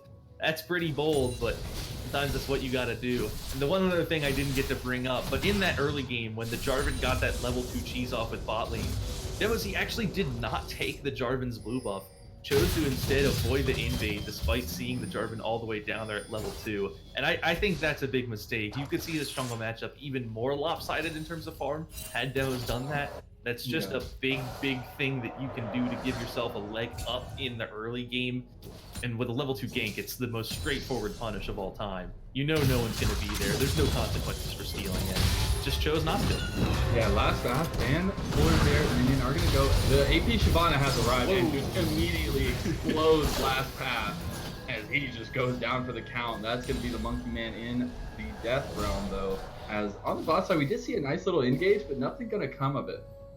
Yeah, and so that's where those 2 wasted flashes come into play. When flashes are down in the lane, it's in favor of whichever lane has the jungler show up next. And so Shyvana gets there before the Jarvan does. Not important. Instead, choosing to take that early Cloud Dragon, he just solos it. Something that's a little costly on Jarvan, because Solo Dragon not actually that fantastic, even with a jungle item. So it does take a bit of time, and Demozy now getting rolling a little bit, picking up that kill, taking care of that Wukong, and making sure that Kled doesn't end up too far behind. It's a really good gank when that Wukong has no flash, so you'd like to see that leveraged into another objective, but doesn't look like it. Looks like a fight in bot lane instead. Yeah, focus going in, and that is just going to be the lethality Varus and the box from Thresh doing so much damage. 2 hooks, 1 Thresh, will pick that one up with the ultimate and yeah, I don't down think focus. I've ever seen someone get last hit by Thresh box. It's kind of funny, because we just saw Focus walk into the wall and just die. Just pop, Yep, just disappears. Yep. Done. I had to double take for a moment. I was like, what over there? I'm not sure. And it's like, the box. So that issue, like that right there, is just so hard to predict the amount of damage that's going to come through, because you are facing a lethality bear. So you know that there's some chunky damage, but you don't expect it from the box, which does a huge amount of magic damage on that hit of the wall. Yeah, that spell does a lot level 1. It only does it to 1 target, of course, but when no one has procced a wall just yet and you're trying to escape, that means that you're going to go down when you walk into it. So, well played by the Gusty bot lane. They did have level 6, whereas Smonkerz were only on level 5, so it's an easy way to convert there. And another all-in the top lane. Looks like Polar Bear Minion taking a not-so-great trade here. Oh, he's going to have Scarlet back. He can take this fight. That's going to be a remount. Last pass had the flash. Flash also used. Charge going to go through Cataclysm as well, but the TP coming through from Gentle. He's a rush. He's going to be able to do the damage. Scarlet's popped, but Chaos Storm has been used. Not important going down. And that's a win for the side of Smonkerz. Yeah, it's a great situational teleport from Gentle, realizing that there is a fight going down and saying, hey, like, let me come help out. Turns the tide really quickly, make sure that the Jarvan engage doesn't actually go in, and wow, that hook was close to connect. It's always so close. I see so many that I'm like, I'm jumping, I'm like ready, I want to go. The death sentence is there. It was so close. But at least you throw a bunch, you're gonna hit a few one of these days.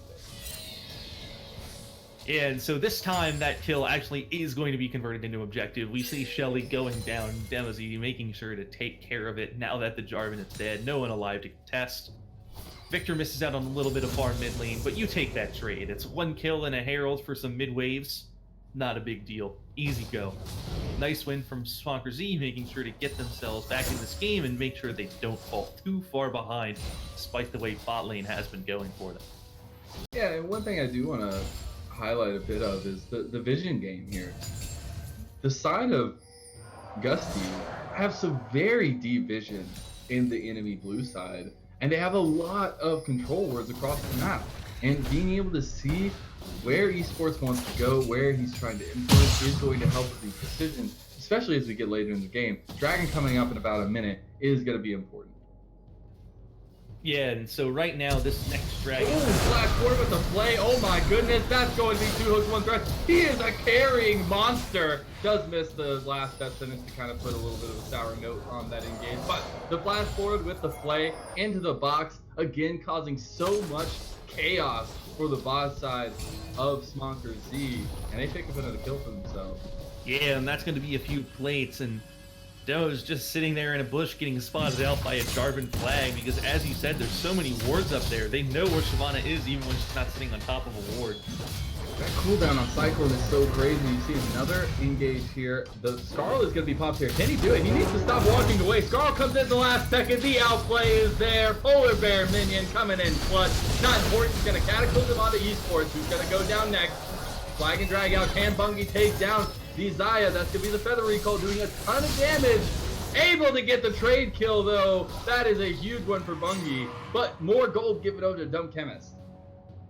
Yeah, a lot going down to talk about there. Polar Bear Minion needs to stop canceling his autos. The Kled auto attack speed pretty slow, and we just see the damage not coming in. Fortunately, it doesn't matter in that one. Get the remount at the last possible second to win that fight. Really tilting for last path. You always say, like, oh, I was so close to getting it. Not a whole lot you can do about that if you're the Wukong. Just a matter of Kled having a few more stats and that passive. super valuable. And so, Gusty getting a trade of kills in the bot lane, they're able to get a little bit to happen there, but they commit their entire team. They'll have to recall due to the fact that it was a dive and they lost a lot of health to a few plates going down in the mid lane. And because that dive didn't quite go off as cleanly as they'd hoped, they're not able to convert it into a dragon. It did spawn right on the tail end of that play, but no one actually took it, so we just see Infernal Dragon sitting on the map with no one too keen on going for it right now. I think we'll see it happening once this Shyvana has ultimate available once again, or right this second. I was just about to say, it looks like they want to start it up here, take the second dragon of the game for themselves, and another big point of strength here for the side of Gusty is this bot lane. Both sitting at 2-0-3, both have 150 gold bounty on themselves, winning in CS by a good margin, about 30 CS. And they're just feeling so strong. Item completed for Varus. Almost two. No. Here goes the engage on the Desire. That's going to be Dumb Chemist going down. The flash of the Mastery. Dumb Chemist isn't even going to bother about moving. And that is going to be some more vision being cleared there. Rift Herald was used by Esports in the mid lane. Not going to be able to get that tower, though. Yeah, and it's getting a little bad in this spot lane. The Zaya's just having a very, very bad game. We saw the level 1 flash get burned, and it's been downhill from there. Gank after gank after gank.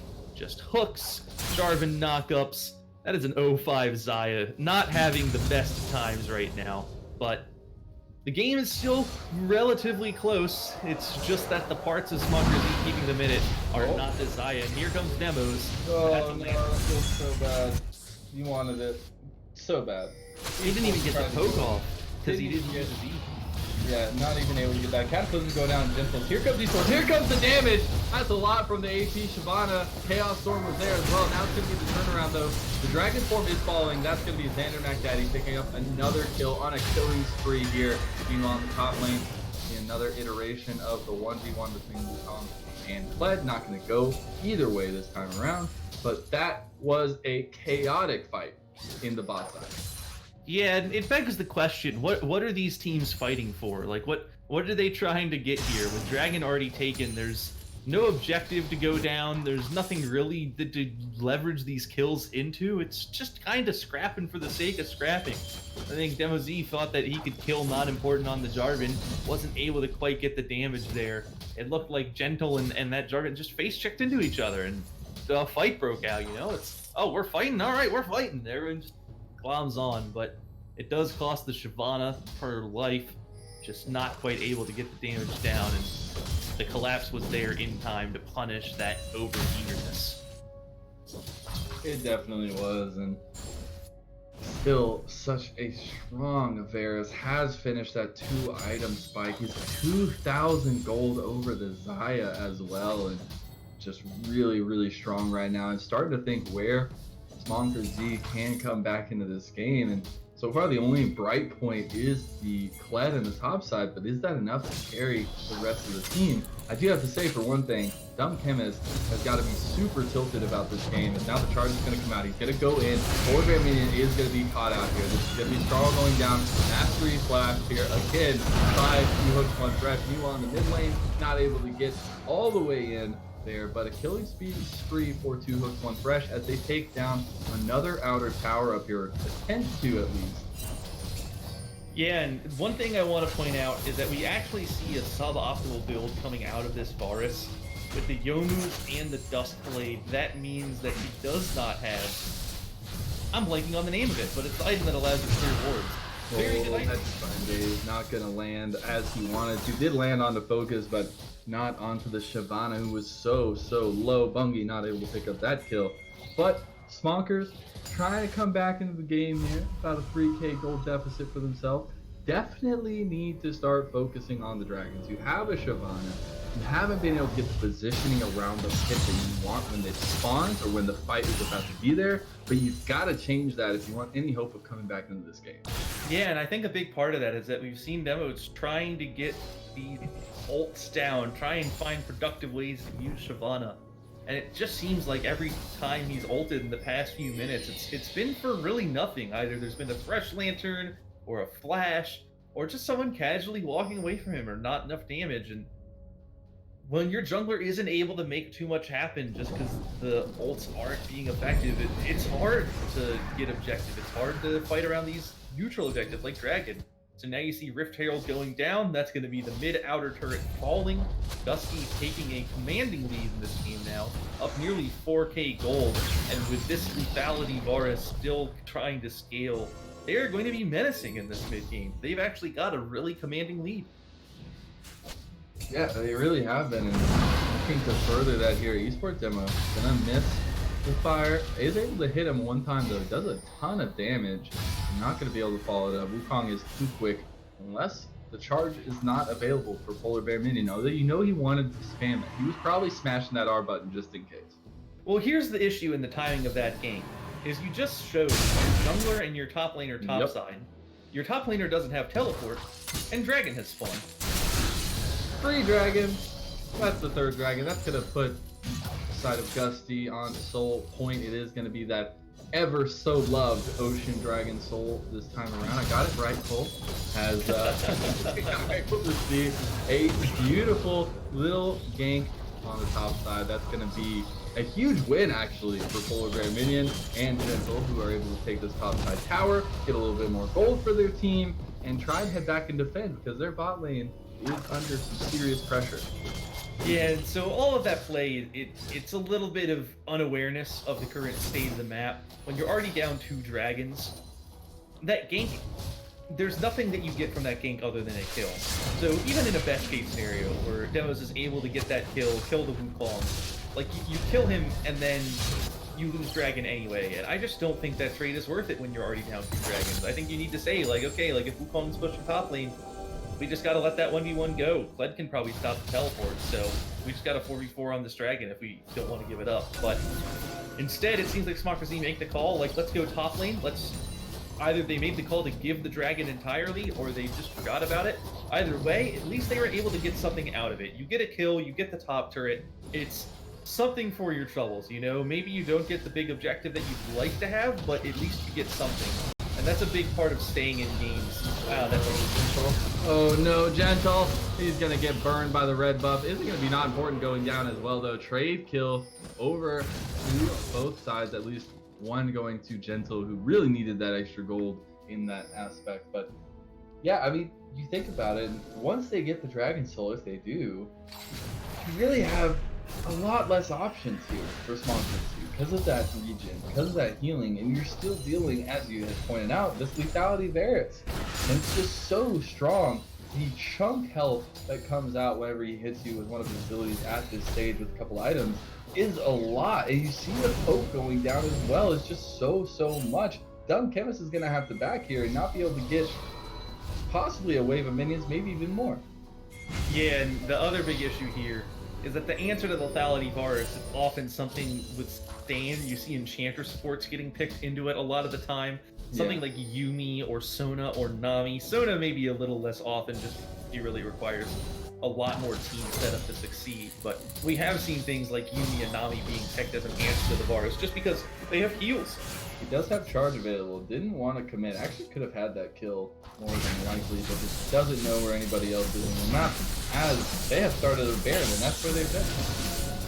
Yep, it's spotted out by that blue trinket, so Smonkerz know it's going down, but no one's really in position to contest this, and with a Cassiopeia melting it, it might just go over. Looks like they want to fight. Yeah, the charge TP is going to use charge coming in as well. Is going to go down though to the side of Gusty. Now the engaged TP coming in here as well from last pass.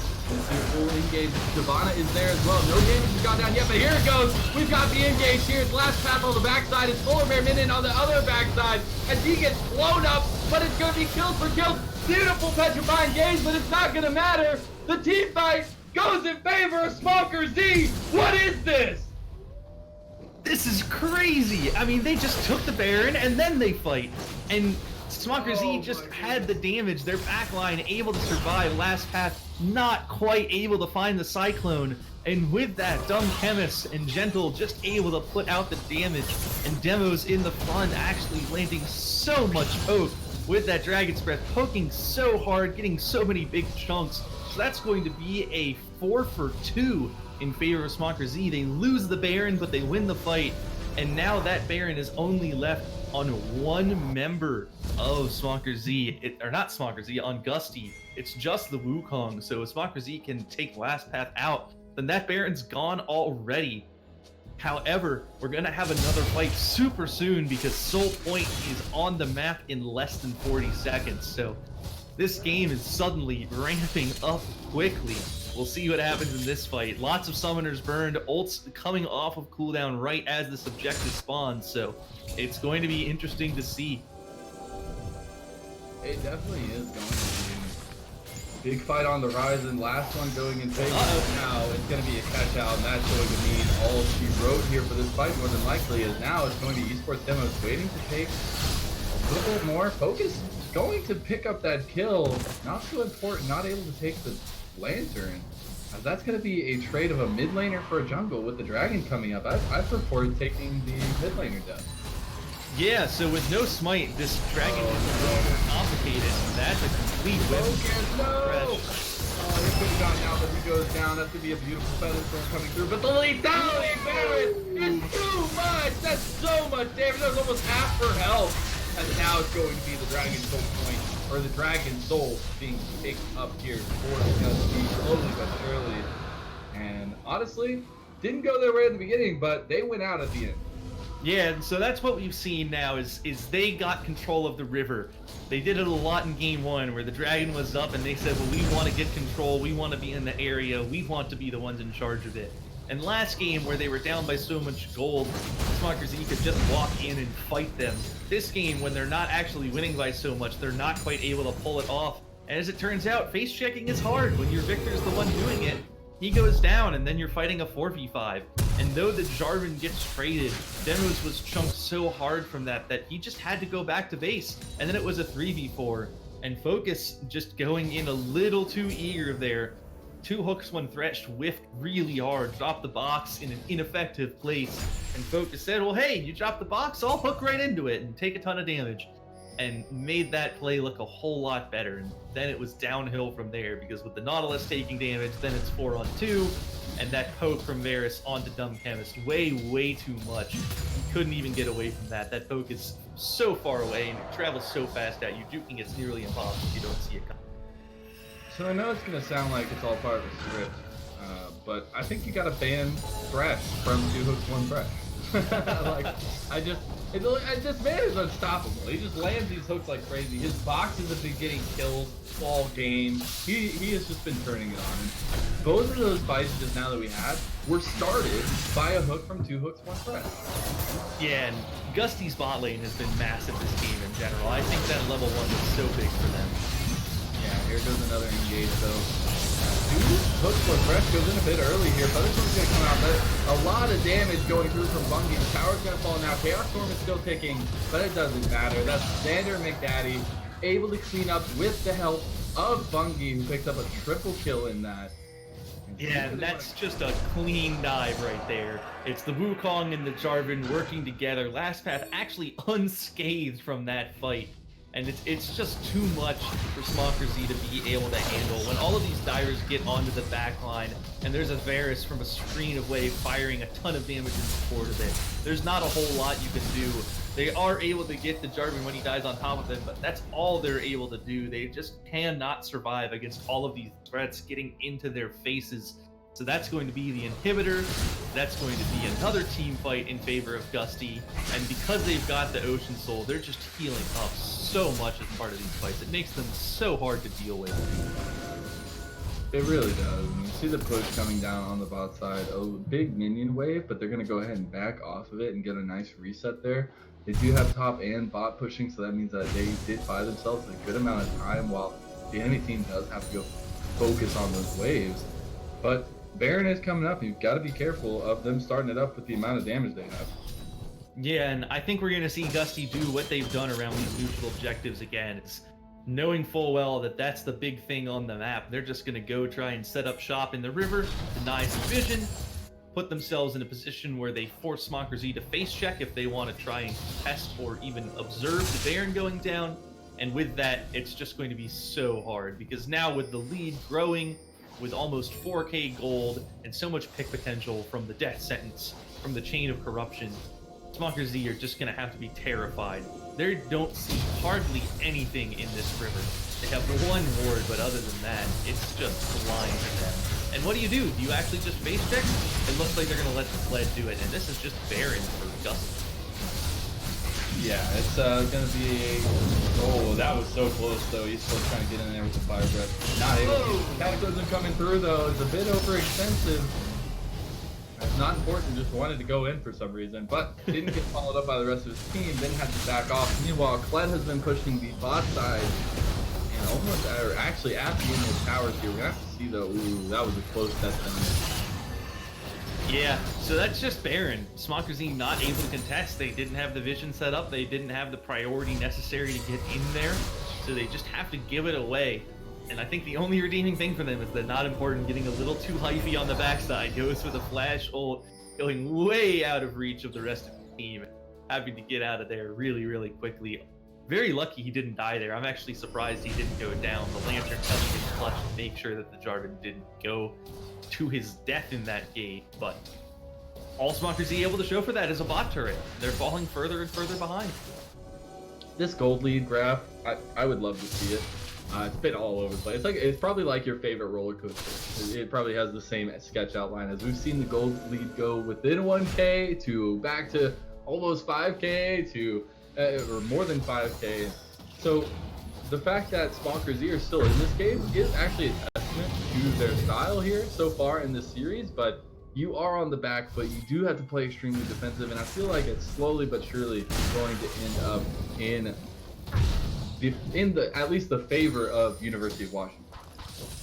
Yeah, and the other issue is that Lethality Varus doesn't actually scale that fantastically in general. Yeah. However, Lethality is very good when the other team buys no armor. There are two champions in this game who are quite content building Azanias, and neither of them have even started it. Oh goodness, Polar Bear man. Again, caught on the wrong side. Oh, and then the death sentence. They're just going left and right. Two hooks, one threat, able to hold them down. But now Focus is going to get out with the spider knot. Featherstone has to be used by Dumb Chemist to get out. Yeah, and now it's Elder Dragon with Kled dead and health bars already a little slumped. It's going to be crazy hard for Smonkerz Z to contest this objective. It looks like it's just going to go over to Gusty. Oh yeah, boy. No Dragon's Descent available either for Esports. Can't get into the pit to steal it. That is going to be a picked up Elder Dragon. They have a little bit longer left on the Baron buff and looking to push their win here if they can. I'll go ahead and say it. Smonkerz Z's chances of winning this game more dead than Kim Jong-un. Ooh. All right. So what happens if they come back? It's not gonna happen, my friend. It's not gonna happen. It's not gonna happen. Yeah. With the Baron Elder, this is the push that ends the game. I think so as well. There's just too much power. There really is. As the fact that they are 5-man pushing down here, they can do this and overpower these teams. As that's going to be a flash forward. 2 hooks, 1 thresh again, landing on the exact person you want to. Cataclysm going to follow that up. Here comes the damage. Elder Dragon is proccing. You see the wings, you see the fire, you see the flame. That's going to be it. That is going to be Gusty, bringing us to a game number 3. As we are going to see them slowly but surely take down the tower in this game number 2. Going to get burned down by the Shyvana, but it is little too late as that Nexus will fall next. Yeah, and so I'm excited. We've seen 2 very different games so far. Gusty able to bounce back from a disastrous game 1, convert it into an not quite convincing, but certainly quicker game 2. They got a little bit of a lead, they get the Elder Dragon, and that's all she wrote. The Lethality Varus, Cassiopeia, and then the Jarvan and Wukong diving in, just way too much for Smonkerz Z to be able to handle. And so we get to see how these teams are going to react and adapt going into a game 3 to decide it all. I am so excited for game number 3. Now, question to you real quick before we cut to a break. Obviously, we do see the stats now. I want to kind of break that down. Varus just doing so much damage, but Shyvana right behind him. That AP was doing so much and able to kind of pull their game back a little bit, just a little bit too late there. But question for you. is the Mark Z version of Silver Scrapes the best of 3 Silver Scrapes? Like if we go to 3 games, like we just get the discount Silver Scrapes, we don't get the full thing. No, okay.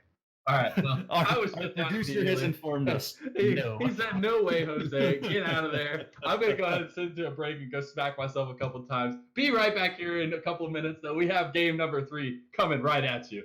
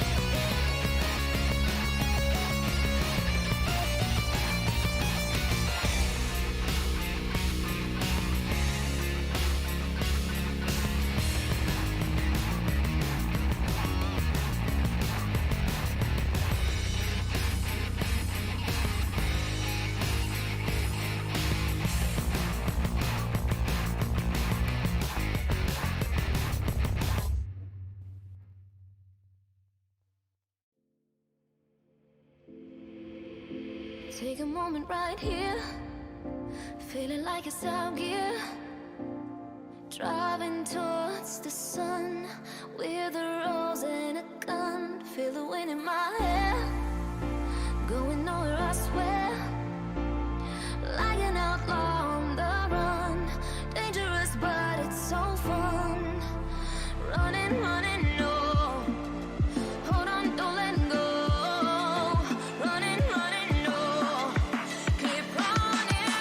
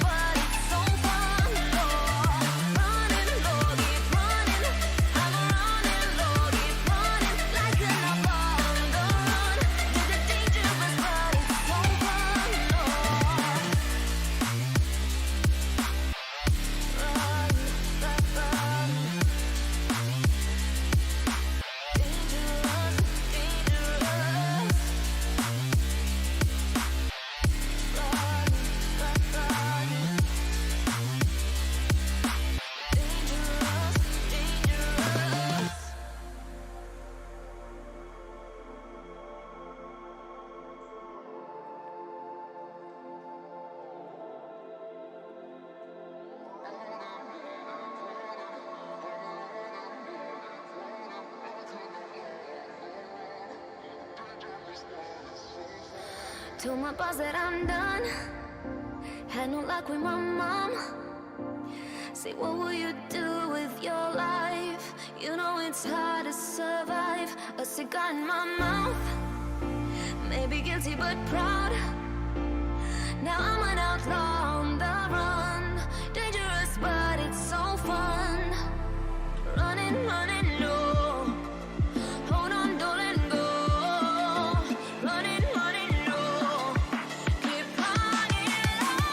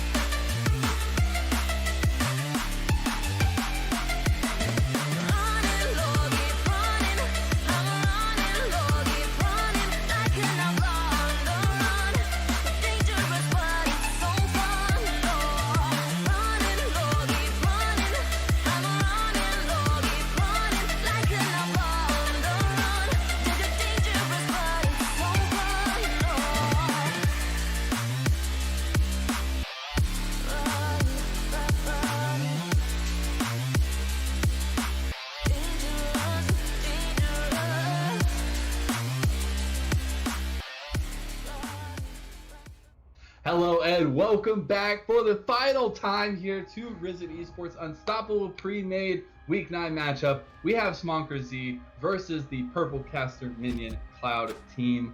Again, I'm your play-by-play, it's Lemons, joined by Cole, ready for this game number 3, the hypest of matches as we get through the draft. Mordekaiser, LeBlanc taking off on the side of Smonkerz, Echo, and Zyra taking off of the side of Cloud team.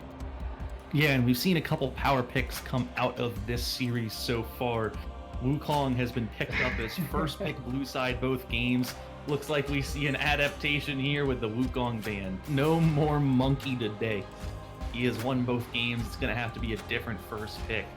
We saw Varus put in a ton of work last game. We saw Vygar take over the game 1. So lots of different champions that have run over this series so far, and we'll see which one Smonkerz wants to prioritize here. Yeah, exactly that, and really interested. Yep, there it goes. Smonkerz able to pick up the Vygar for themselves that had so much success in the first game, and really just hard carried the entire first game pretty much. Now, the Thresh looking like it's going to be pickup here for Cloud teams. Really, goodness, 2 hooks, 1 Thresh was a monster last game. And yeah, some hooks missed, but more important hooks landed. And Thresh was good, Varus was good too, and I would think that it's hard not to lock in Varus here after seeing what he did last game. I think if you're going to be given that pick and that bot lane run back, you say, I think we'll take that. And I would like to see Smonkerz adapt into this. Last game, they drafted Xayah Nautilus. This game, I'd love to see them pick a bot lane that can sustain versus poke and play a little safer. Something like Nami Ezreal is the perfect counter to this. And it really is the kind of thing that you want to pick that scales a whole lot better. Nami a little susceptible during laning herself, but with that healing, it makes sure that the poke doesn't stick. So that's the kind of angle that I would want to approach this from. We'll see what they do. Looks like they're just going to lock in the jungle Graves instead.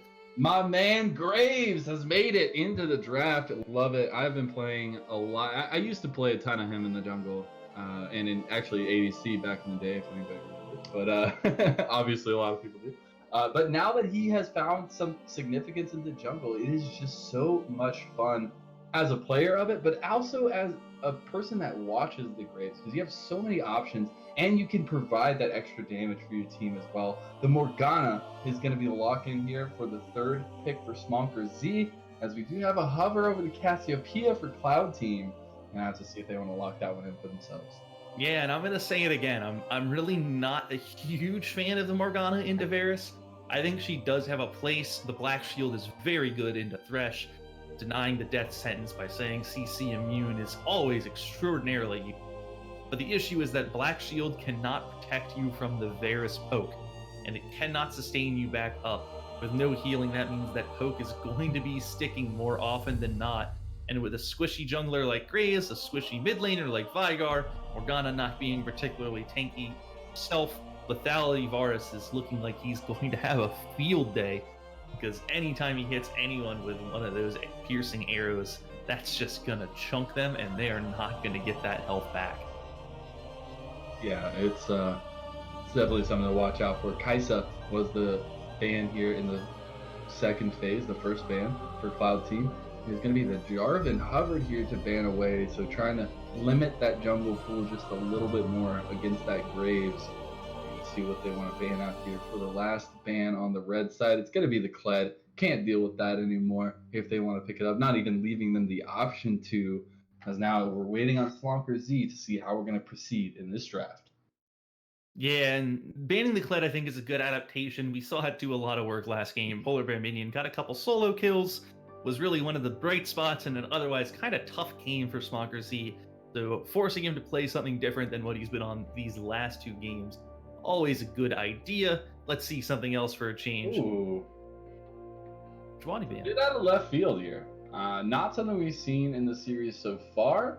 And instead of banning the Ornn that we've seen all the other games, it goes left up and Cloud team pick it up.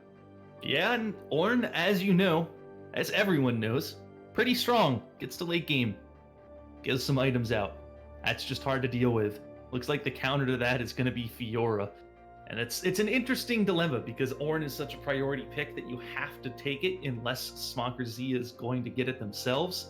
But that also means that it allows it to get counterpicked. You can't hold it for that last pick as a counter to whatever they do. And that does mean that there's a favorable matchup. Fiora is able to carve Ornn up with her ultimate. He says, you have 300 armor, well, I have true damage, my friend, and you're dead anyway. That makes it easier to deal with.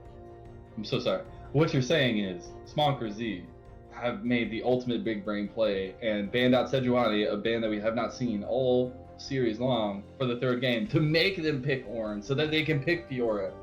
That's what you're saying here. And also, we're going to have some wonkiness. Could be a Morgana Vygar bot lane. I think we're going to have a Morgana Vygar bot lane. It's going to be a great time. I love Vygar bot lane. It is a very powerful duo. It's just a lot of CC, it's a lot of damage.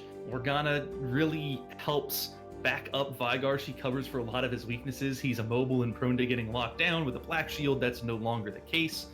Vygar able to one-shot the Varus harder than the Varus is able to one-shot the Vygar. So you get a little bit of, you get a Dark Binding, or you get an Event Horizon onto him, and he's going to go down. They do get outranged is the one thing to look out for. So if Varus is able to get poke and stay out of harm's way, then that's a little concerning. However, if they're able to get in range, there's a lot of threatening danger there. And I think I'm a lot more confident in this bot lane now that I see that it is Vygar. Some good smoke and mirrors out of Smonkerz Z.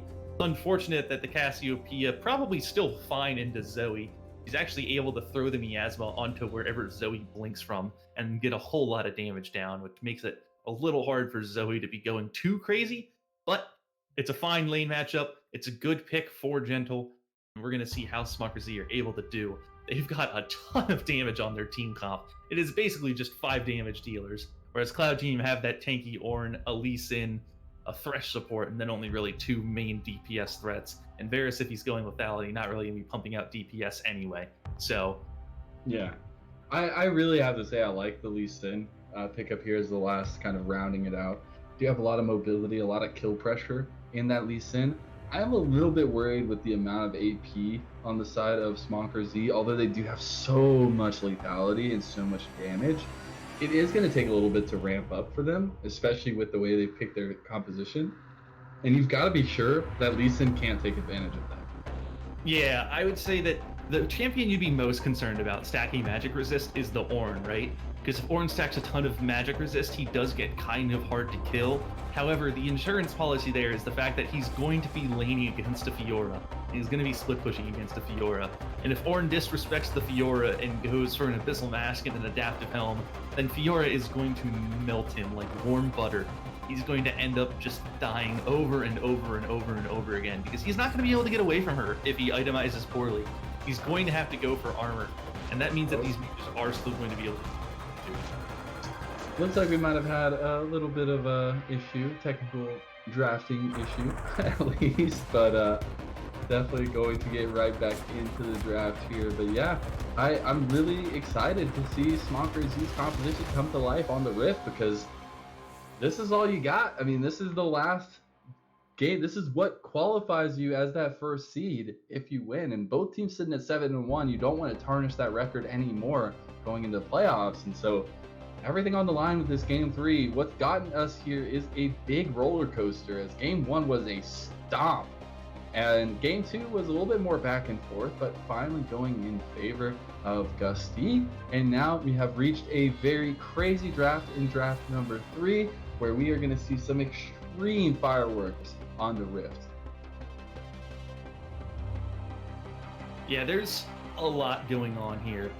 It's a lot of damage. I think this is going to be decided by early game more likely than not. I think it's easy to look at Ornn and say, oh boy, like they've got the late game, but late game doesn't matter if you're up or down by 10k gold. And with so much freaking damage from Smonkerz Z, but so little utility across the board, if they get behind, they're not going to be able to defend themselves, and if they get ahead, they're just going to be running over Cloud Team. So I think we're likely going to see this game settled in the early game to the mid game. probably before the Orn items even start coming in. But who knows? Maybe it turns into a 45-minute fiesta. Maybe Smonkerz just takes their time closing the game out, and the Orn items start coming in, and suddenly they realize, uh-oh, we're getting outscaled. But hey, we can ask for the dream, the 45 to 60-minute games. We can beg for it, but we might not get it. We'll have to see, as we are going to get everything ready for you, get through the spectator delay, and we'll have game number 3 coming right at you.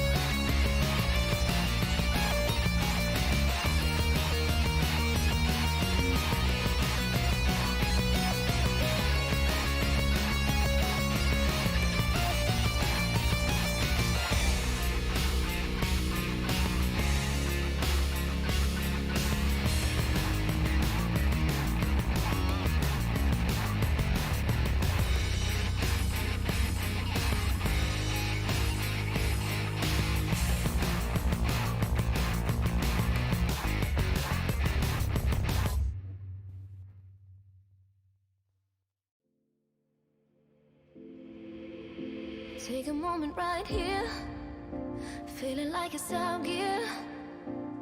Driving towards the sun with a rose and a gun. Feel the wind in my hair, going nowhere I swear. Like an outlaw on the run, dangerous but it's so fun. Running, running, no. Hold on, don't let go.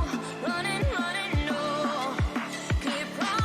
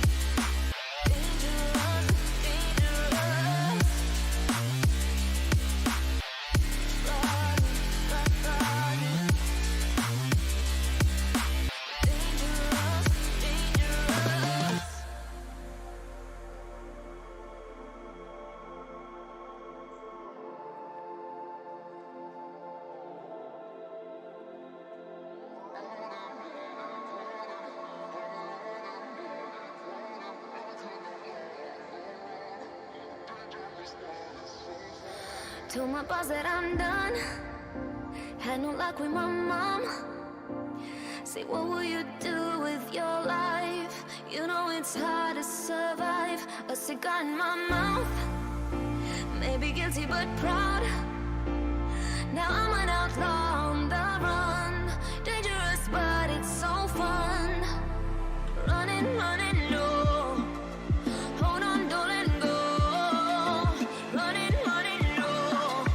Keep running.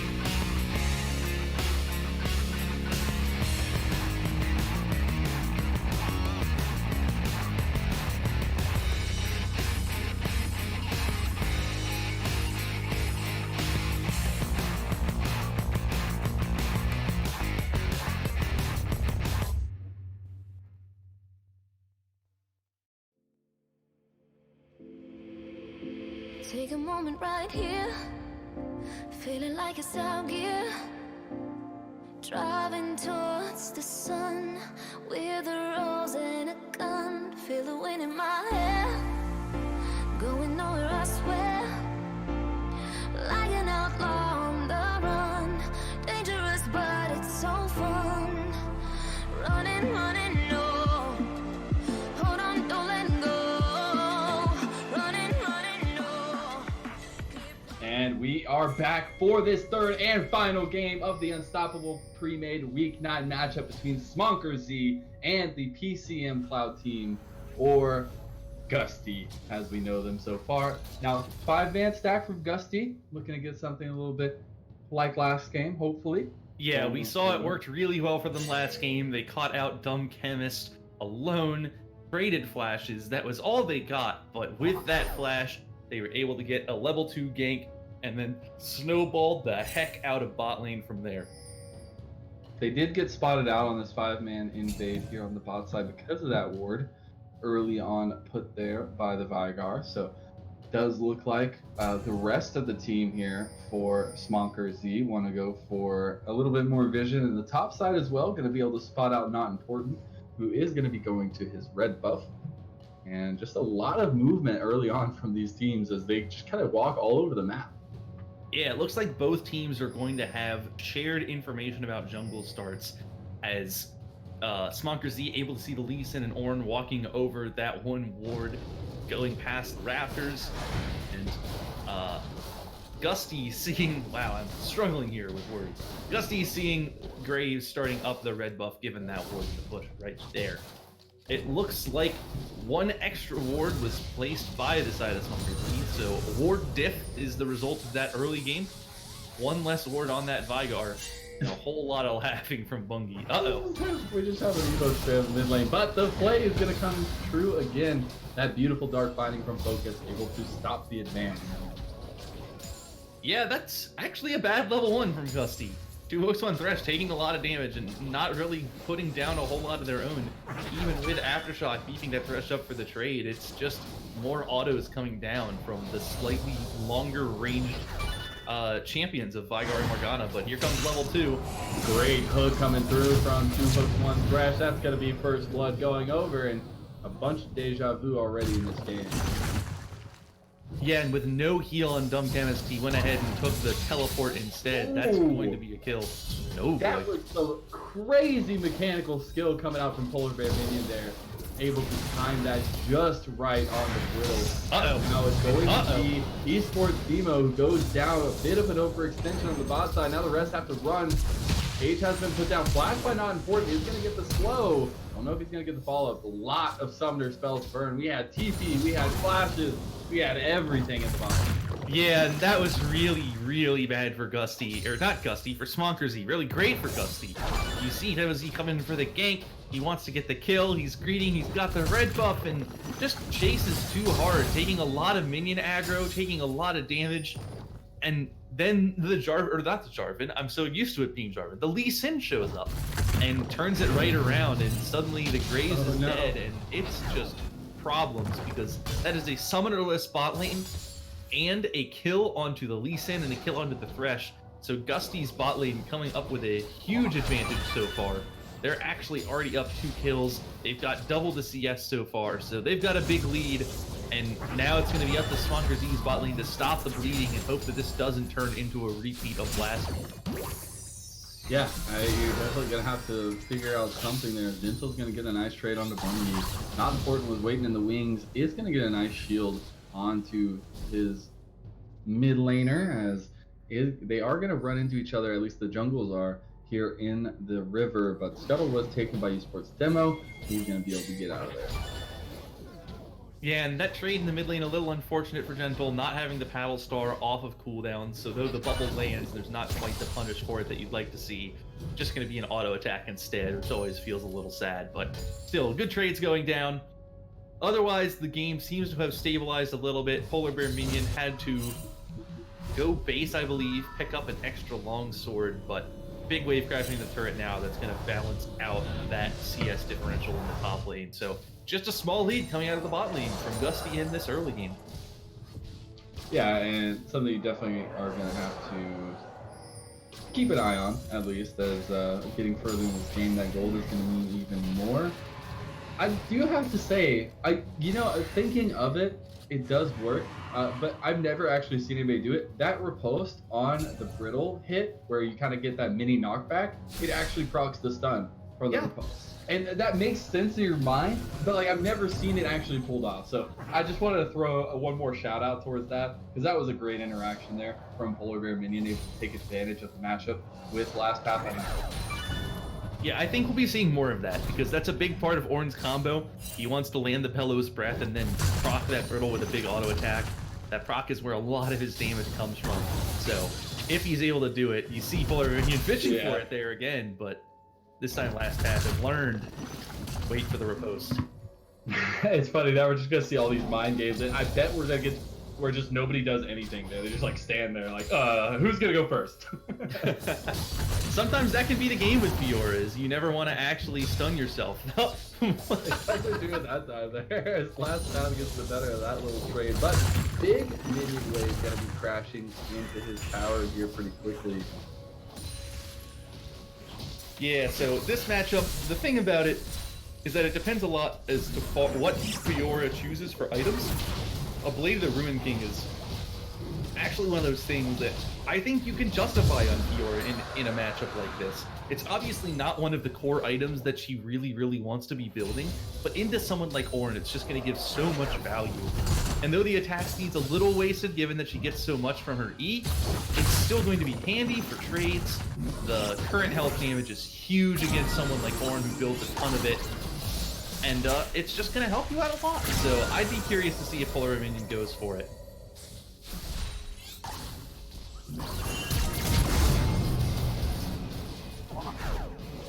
Ooh. Yeah, it's going to be a lot of damage going down. Bungie is going to be taken out. Yeah, that's just Zoe doing Zoe things. She throws the paddle star out behind her. It's super telegraphed, but Bungie not able to juke it. It just does so much damage and solo kill. So Smonkerz getting something for their troubles. And goodbye. Dumb gets blown up. That was a great hook again from 2 Hook 1 Fresh. Yeah, and this is where we see the Vygar vulnerability. The Black Shield just wasn't quite in time, and the juke wasn't there, so as soon as that death sentence lands, it was exactly that. A death sentence for Dumb Chemist on this immobile, squishy champion. A hook lands, and Vygar is going to die. He's actually rushing a Zanya's first item. It's good into someone like Lethality Varus, but it's going to leave him with long cooldowns and not a whole lot of mana to work with, so not the perfect thing you want to go for. Fine for the matchup, but just going to keep that Vygar from doing what he wants to do a little longer because you have to go defensive first. Yeah, it's going to be something we have to watch out for, at least to see that power strength coming through from the Vygar, but there's a lot of game left to be played. First Dragon was picked up there. It's going to be a Cloud Dragon for the side of Bungie and Co, as they really wanted to try and take advantage of that early on, and I like the adaptation here. You saw a little bit of an earlier Dragon Star last game, but this game's definitely looking like they want to focus that soul even a little bit harder. Yeah, I think they've realized. We saw that last game pretty heavily. No. Oh, the Black Shield. Yay! Got it that time. Works out. Yeah. Give the thumbs up. As I was saying before we got a little scared for Dumb Chemist's life, is we saw last game that Smonkerz really hasn't put a lot of priority, or even any priority, into securing Dragon early on in these games. They were willing to give it up repeatedly. And so, this game, Dusty says, okay, well, we'll just take it then. Polar Bear Minion is going to be in some serious trouble. Does get the repulse off, going to get kicked under tower. That was actually beautiful range. But the flash being used by Polar Bear Minion for no reason. He does get blown up, summoner spell used. That's going to be a bit of a rough time in the top side. Yeah, that's just a great gank. Great gank from Not Important. Being there at the right place at the right time. Polar Bear Minion pushed up without vision. There's actually a pink ward denying him vision there. So, easy, reliable gank there. No way the Fiora gets out of that one. Tried to turn it around with the Grand Duel, but just not enough time to do it, especially with the Legion kick into turret. Oh, no. Again, 2 hooks, 1 thrush, but the behind the flank hook for like the 4th time in this game, I feel like. He's just really able to land some great positioning hooks. And so far it's been a big focus on this bot lane because of that, and really trying to get themselves ahead. Nice little fancy feed. They're going to dodge focuses, dark binding, but you do see the strength that is possible with this composition here for the side of Smonkerz, as there is a lot of damage, there's a lot of AP, a lot of scaling especially, and we just have to wait to get to that point, but you can't give up as much or any more big kills or big team fights at least. Yeah, the one redeeming factor for Smonkerz is that all of these kills are on the Lee Sin and on the Thresh. They're probably the 2 worst people that these kills could go on to. Ornn gets his tank items faster, and Cass and Varus obviously the carries. So when these kills are instead going to the support jungle, neither of whom... Chains of Corruption gonna land beautifully. The Black Shield's gonna follow it up. It's going to leave Focus having the flash, but a beautiful disengage from the bot side of Smonkerz. Oh no, that could be it. Oh, it's so close. You do have the Graves there though, gonna be able to stop any further engage from the Lee Sin. Then we go look at the top lane where we see a little bit of a fight. Nothing gonna come of that either. 2 hooks, 1 thresh, still spamming those emotes. Doesn't care if he's landing hooks or not. He's just gonna keep spamming. As TP is gonna be used here for jump damage. Yeah, and that's a really good disengage and a dodge on that dive from Smonkerz. Looked like it could have been disaster, but they were just able to hold on. And it looks like we're just going to have a 3v3 in the bot lane with the Herald. Camera's giving us a lovely look at top lane. Really want to be seeing what's going on down here in bot instead. That was a close collateral damage. Primordial Burst is going to pick up a kill on the top side. We got the outplay in the one. Fight still going down in the bot side though. Esports Timo trying to pick up another kill, going face first into not important. I am important, as that's a double kill for the Lee Sin, is exactly what he says. And that is going to be a back and forth fight across the map. You had Lost Path being taken down by Polar Bear in the 1v1 in the top side, but then in the bot side, the fight just doesn't go their way. Esports Demo goes down as well, and just back and forth all over the map. We've seen that from Demos a few times in this series, where a fight goes down and he's low on health and he just says, I'm going in. And he just commits to chasing a little too hard with no cooldowns. You don't have your Q available. Perhaps if you have it, that's worth doing, but face checking into that Lee Sin in the bush means death, because you don't have a Q, you don't have a smoke screen, your E's not even available, so he just kind of auto-attacks you to death, because he's a Lee Sin and he's got more stats than you do. And that's kind of the way it goes in the Ranger Tomato matchup. Uh-oh.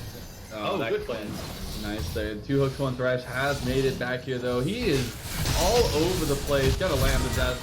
Sentence as Gentle is going to try and get out, but doesn't. Funky able to pick up that kill. Yeah, it looks like eating that Sleepy Trouble Bubble may have actually been a bait from Bungie, saying, I'll trade my cleanse for your life. When you eat that spell laning into Zoe, of course Zoe's going to want to go for the kill. So she gets herself into trouble, and Gentle finds a whole lot of trouble with Lee Sin and Thresh up in the lane. And another dragon going over to Gusty. Once again, Smonkerz just dying at inopportune times when this objective's coming up, choosing not to contest and letting it go right over.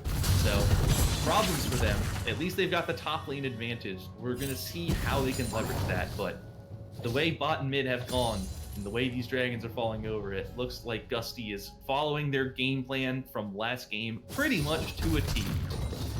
I'm a little sad we didn't get the solo kill from the Ornn in the top side. I think that was like the moment we could have gotten it, but unfortunately didn't come to pass. But still, it is going to be Gusty with the lead here. 2 hooks, 1 thresh, going to be in some trouble. Let's dodge out, but buys a lot of time for them to catch up here.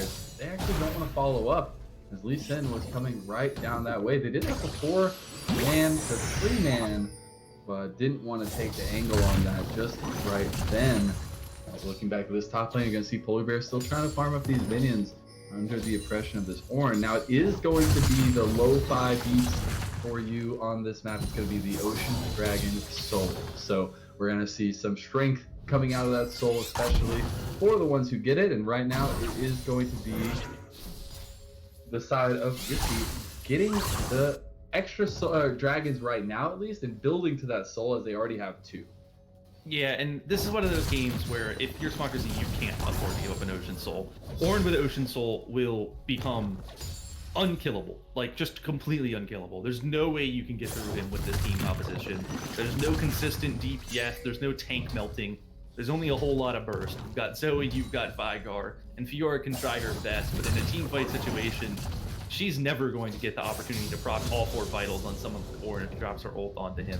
So he's going to be invincible, and Ocean Dragon is going to be terrifying. It'll be interesting to see how Gusty are able to leverage this. Looks like we've got a fight breaking out. Polar Bear Minion wants to go all in, is going to use the challenge as well, but then Gentle goes down. It's going to be a glass pass flash. He wants to get out. He's so low, though. He's going to go down. That was so close to getting help from his team, but Polar Bear able to pick up another 1v1 kill on the top side. Oh no, Bungie still gonna get the kill, doesn't care, it's the Conqueror that's helping keep him alive, and Bungie bungling that a little bit, but still coming out on top. Well, the real sad thing there is that Demos actually had the ultimate available and just didn't use it, and now Not Important is showing up in He lane. just comes in, he doesn't care, he just kicks him and walks out. He just walked under tower, kicked Polar Bear, was like, alright, I'm good. That's all I wanted. Whew, interesting. Very interesting. It definitely is. Rift Herald has been started here. We'll be the first Rift Herald of the game. Let's see where they want to take that one, as we do still see Dumb Chemist and Xander Mac Daddy just farming away on the bot side. Which is exactly what we can expect from these two. Someone gonna pick that up? Not, Hey, there we go. Good job. Thinking about it. Sometimes you take the Herald and you're like, do I really want that? So- like, I know I killed this objective, but do I actually want the reward from it? I don't think so. You know it's gotten bad as a caster when you don't see that they didn't pick up the Rift. Like, you see the Rift Herald thing, you're like, okay, they got it. Yeah, it's totally fine. You don't have to. And then you look like 5 seconds later and nobody has the eye, and you're like, what? How did that happen? I actually had that happen the other day. It was hilarious. Because the whole time you're just kind of figuring out where it went. Now we do see where this one went, as it's going to be used in the mid lane. Not going to be able to get the tower exactly off the first charge. They're going to try to follow it up here and pick it up anyways. But here, they're re-engaged from Esports Demo. Now on the top side is Polar Bear Minion, who is shredding Last Path, as that is going to be the grand challenge. Oh, he can't get the other side because he's... Oh, but he finally gets it. He just goes for the kill. The healing coming through, going to save Polar Bear Minion, taking that extra tower shot. But another solo kill, the third for this combo up here in the Fiora v Ornn matchup. And here's 2 hooks, 1 fresh. Look at all the fancy feet. He's just going all over the place. Game disruption was wasted on the Black Shield, but here comes the Lee Sin coming in with the kick. Is going to go through, get out with the Lantern. Not going to pick up the kill, as they did go golden. A lot of action for not a lot of blood. Except almost now, though, that's going to be a kill. Xander Mac Daddy picking that one up with a nice little arrow snipe. 2 hooks, 1 thresh. Honestly, at this point, I feel like you deserve to blast the match. Yeah, that was so many jukes to set that play up. It's the Thresh with Mobies just zooming around. It's so hard to connect an ability onto someone with 600 movements. 2 hooks, 1 thresh, showing exactly why. Putting up the fancy feet, dodging the dark binding, dodging the cage, walking around in circles, making Smonkerz look a little bit like fools just because they're not able to connect. Dumb Chemist, obviously a little frustrated with it. I think we saw the Vygar ult fly out of there on a half-health thresh just as like a screw you, man. Yeah. Stop dodging all my abilities. I want you to die. It's not good enough. You gotta have power, you gotta do more damage. I feel like there's never been more space in a cage from Vygar than there is when 2 hooks, 1 thresh is in the middle of it. Like, I swear, he just moves all over it and doesn't get hit by a single thing. It's nuts. Alright, well, here's another dragon. Looks like Gusty gonna pull it out. They're looking to secure this. It's gonna need to be a steal from Demos, but he is not there in time. He goes up with all ults back out. Soul point. Yeah, soul point is going to be, as they have 3 dragons, 19 minutes in. Gotta be waiting about 5 minutes for that soul dragon to come up, or potential soul dragon. I do expect there to be a mad dash to the dragon pit the next time it's up, because if you give that up, and you're already feeling the hurt right now, you're going to be feeling even more when they get that Ocean Dragon Soul so early on. Grand Challenge comes in again. That's going to be another kill. You've got to do something about Last Path in the top lane. He is just bleeding kills as now on the bot side again, the case goes out, 2-1 Thresh masterfully maneuvers through it. Here comes the damage, the kick immediately back. That's going to be into the death sentence for Esports. Teemo just can't do anything, and it feels so bad. Uh-oh. Bye.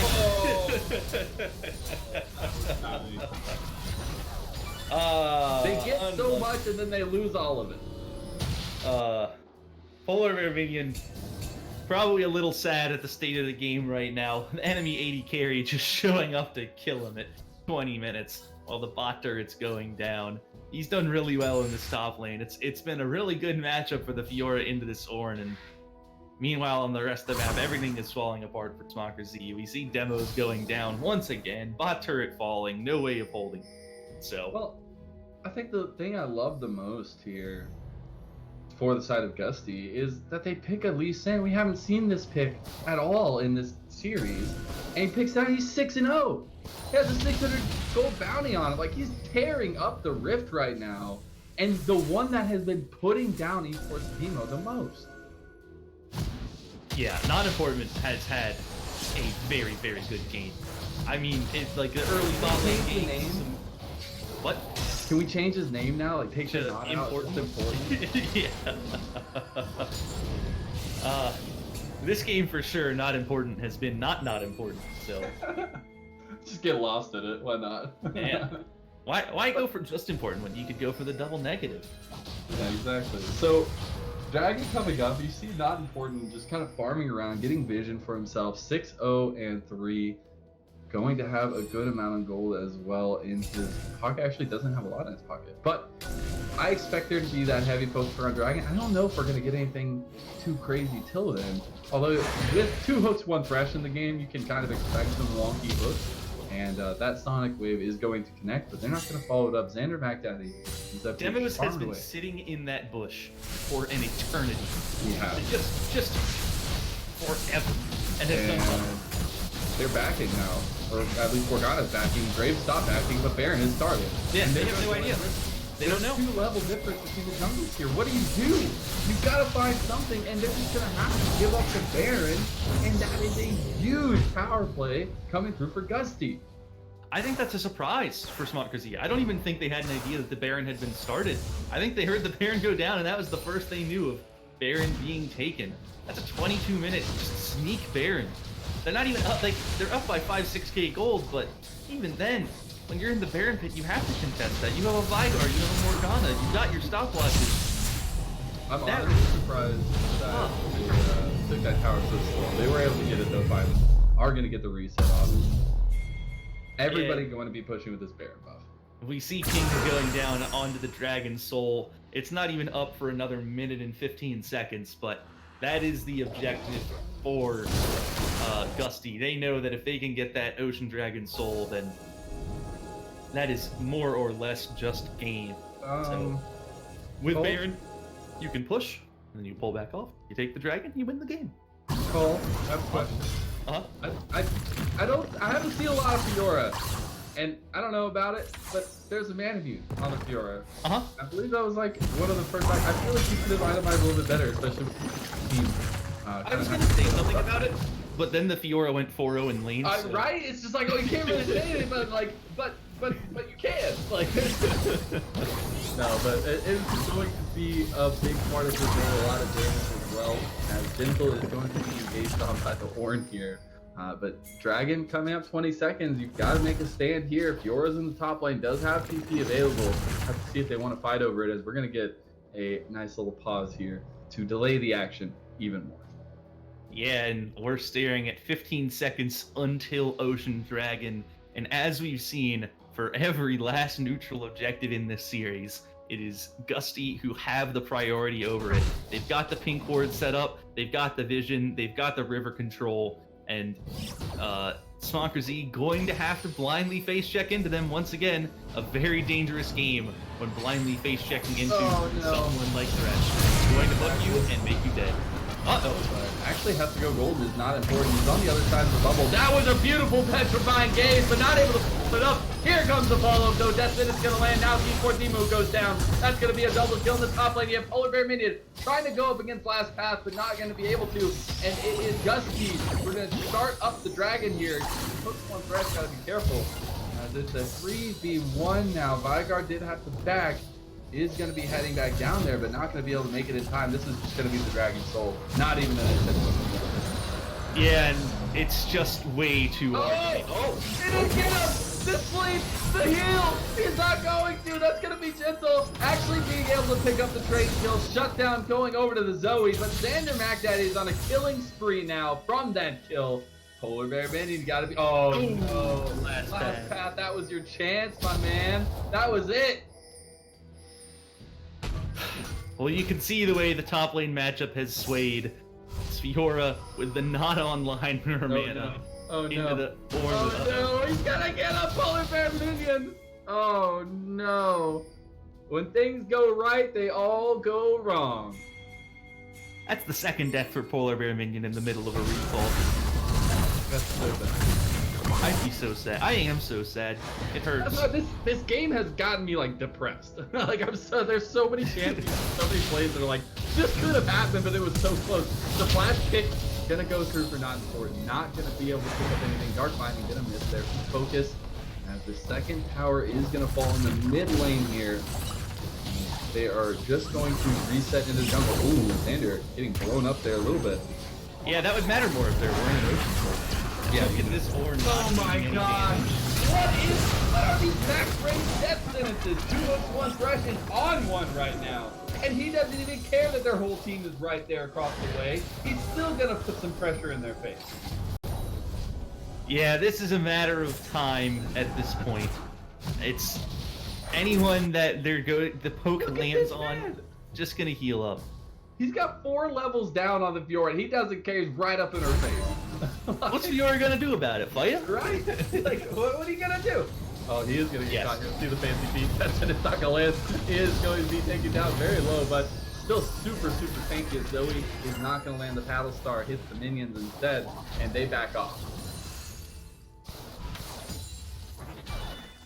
I don't know what to say, man. Oh, more pause. More lag. Love lag. Restarting router. Hooray. We are going to... Okay. So, just talking about the game here just a bit. As you said, it just feels like kind of a ticking time bomb for the side of Smonkerz. And the way that the fights have been going, it is all about 2 hooks, 1 thresh so far in this entire series almost. The first game did not go his way, but the second and third, when he got thresh, he has been a god. Yeah, it's been hook after hook after hook. I'd say part of it is the playing Thresh when ahead makes it very easy to play Thresh. If your team is there to back you up, then you get to go for some ham plays because you're just the one going fishing a lot of the time. And here's the thing is that the difference has been a poor Thresh might go fishing and miss a lot. 2 hooks, 1 thresh goes fishing with a lead and lands the hook every freaking time. Yeah, and it's not even just landing like a hook. He's shown every viable option of a hook. He's done the close flay, then hook, where they can't get away. He's done the max range hook, where you just have no idea how it connected. He's done it in between the black shields. Like, there is not a hook this man can't land, except for the ones that he didn't land. But the ones, like I pointed out, the ones he did land were just so crucial in these fights that it is so hard to say that he is not carrying these fights. Yeah, and the other big thing is at least it's been a very quiet 904 performance. Right. Just casually gonna go ahead and participate in 13 out of the 16 kills. Pick up 9 of them for yourself. No biggie, you know? That's what you do on these. Kill everyone. No thanks needed. Just doing his job for the team. And I'm sure we will be getting back into the game here shortly, but I just did want to kind of zoom out on the game itself and see where we're at in the state. We do have Elder Dragon coming up in 4 minutes or so, a Baron coming up in about a minute and a half, So some big objectives going to be on the board. Now with the Dragon Soul for the side of Gusty, I do expect them to have a lot easier of a time. Honestly, they've had a really easy time up until now, but I expect it to be even easier. And the fact that it doesn't seem that the side of Smonkerz Z want to engage is the most worrying side for me. Yes, you are behind, but if you just keep giving objectives, it's going to get worse and worse. Yeah, and at this point, there's no way they can test either. They can't win a straight up fight. What they need to do, and this is what you always need to do when you're so insanely far behind, is try and set up inside the enemy's jungle or in a bush or somewhere deep where you can be where they don't expect you to be. Catch a couple people sleeping, kill them before they check into you, and then use the numbers advantage to try to win a fight from there. But it just doesn't look like Smonkerz Z has been taking the initiative in anything. They're always the second ones to the objective. They're always a little behind the curve. They're never anticipating things before they come up. It's always, okay, Dragon's up, let's go check it. And that's not really working against a team that's always establishing position and priority on the objective before it spawns. Exactly that, and it is going to be an uphill battle for Smonkerz Z, for sure, as they are pretty far in the deficit here, about a little bit more than 7K.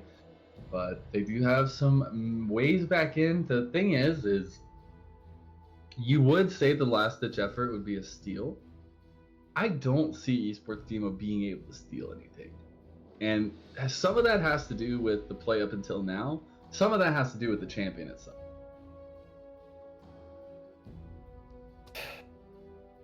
Yeah, it's just team comp too. There's too many obstacles for a Graves get through on his way into a objective pit. Is if Gusty just wants something, there's the Petrifying Gaze, there's the Death Sentence, there's the Chain of Corruption, there's the Dragon's Fury from Lee Sin. You can say, oh, you wanted to come check this Baron? No, you're getting kicked further away. Sorry, bud. And there's not a whole lot of Graves can do about that. He's only got the one dash. He's not a level 16 Gassadin, so he struggles getting anywhere. Yeah, that's the hardest part, right? And with that, I mean, you're just kind of looking for what you can do to not bleed out here for Smonkerz Z, but I don't think there's anything. That's the thing. It's so hard. It's like you could try to scheme up all these big brain opportunities and plays, but does it actually work out in the real world? A lot of times it doesn't. Looks like we're going to be reconnecting here pretty quickly to get I back think into this game. You're way back into this game if you're Smonkerz Z, is that instead of Focus's router needing to get reset, it's Bungies and Last Paths. And then when they go to restart them, they just don't turn back on. Yeah. And then I think I'd give Smonkerz Z good chances to win this. But I think so. I mean, hey, maybe it happens. We'll see. Might be. Let me just check the script pages. No, we'll have to see how all of that turns out, as we are going to be getting back into the game now here. And I have to see if anybody is going to take advantage. It looks like they're just going to go ahead and back here, get a nice little reset, and see that Smonkerz Z is going to head back onto the Rift and try and get some vision control. Yep, and this has been their main priority in all of these games, is they know Baron's up in a minute, so what are they doing? They're getting to Baron a minute early. They're going to go sit inside Smonkerz Z's jungle, they're going to get some pink wards down.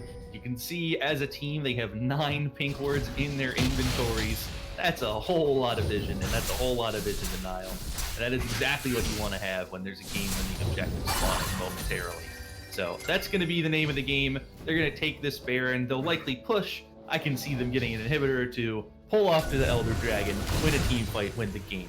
That is the way this game is going to go, unless something goes horribly, horribly, horribly wrong. Which, it is League of Legends, so it could happen. It always can. That's the thing. That's the beauty of this game that we all love and hate. But with that being said, it is still a very defensive stance and a needed defensive stance coming through from Smonkerz Z. Baron, as you had pointed out, about 15 seconds. Really just a waiting game for Gusty, as you saw pings go down immediately at about the 30-second till spawn mark, and they've just been waiting around the pit, seeing if anybody overextends to get some vision. Yeah. As, now they're actually pulling away from them. Yeah, now that they've established their vision, they're allowed to push out, get some priority, but they're in not any particular rush. Like, they can go start the Baron now. Like, there's nothing that's stopping them. They've got the vision. They know that Smonkerz have no clue what's going on. The map is pretty dark, so it's just their Baron. Easy. Yep, and it's going to slowly but surely tick down. See that everybody else is kind of just trying to farm up, getting ready for the last big fight here. Elder Dragon will be alive in 2 minutes. But you see the Baron buff pushes already starting here, especially in the top lane and the bot lane. As now you see a form of a 2-2-1 coming out here from the side of Gusty. See if they're able to find any success with that. Yeah, it's all about just burying up as many minions as possible. When you're winning this hard, any unit of 2 is going to be pretty tough to kill. Killing Lee Sin Thresh is going to be insanely difficult. Thresh has the movies, Lee Sin has the mobility. Cassiopeia Varus, of course, just too much damage to deal with. Tons of pokes. You can't even approach them that well without just being at risk of dying. So it's a good group and split up, and wow. Oh, that's going to be a death sentence going on. Gentle is going to get out, though. Fox was popped by 2 hooks, 1 breast. They're still getting this tower, though. They are going to be able to pick up that inhib tower at the top side. And looking to press mid is the Ornn. They're finally getting a little bit closer, turning into that 4-1 composition. Going to be able to get that inhib down on the top side. Meanwhile, the mid tower is going to go down shortly. That sentence not going to land. Dark Binding is, though. Has a ton of damage on the 2 hooks, 1 thrash. He gets blown out by the Vygar and the Zoe. Now the kick is not there, but going to land is the damage. Not important, it's legendary, though. He is just on the backside, wiping your team off of Summoner's Rift. And he still has the GA available. Still looking to push. They are looking at the Nexus Towers here and could be just looking to end the game. Yeah, they don't even need the Eldritch Dragon. It doesn't matter that 2 hooks, 1 thrash is going down. The power of this Ocean Drake and just the massive lead they've got. Even without minions, they're working at this next. Or he tries so hard, he's like, I can take it. And now they're going to finally try and finish this out. Both the damage dealers going to get through. Flash coming out from last pass just cuz.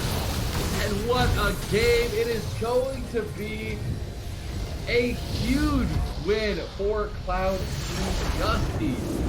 Able to pick up game number 3 and game number 2 to win this best of 3 series 2-1. It blows my mind because Smonkerz had such a critical game number 1. They came in guns blazing and just wiped away every doubt that we had. But then game number 2 came around. Thresh got unlocked.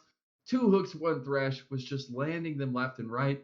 Game number 2 and game number 3 going over to the side of Grifty. And really just great game from both teams overall. But you can see where the extra little bit of positivity, I guess you'd say, would come out there from the side of the Cloud team. Yeah, and it was also just a huge team effort on these objectives. I have to give my series MVP to Not Important just for being around to prioritize these dragons in both of these games.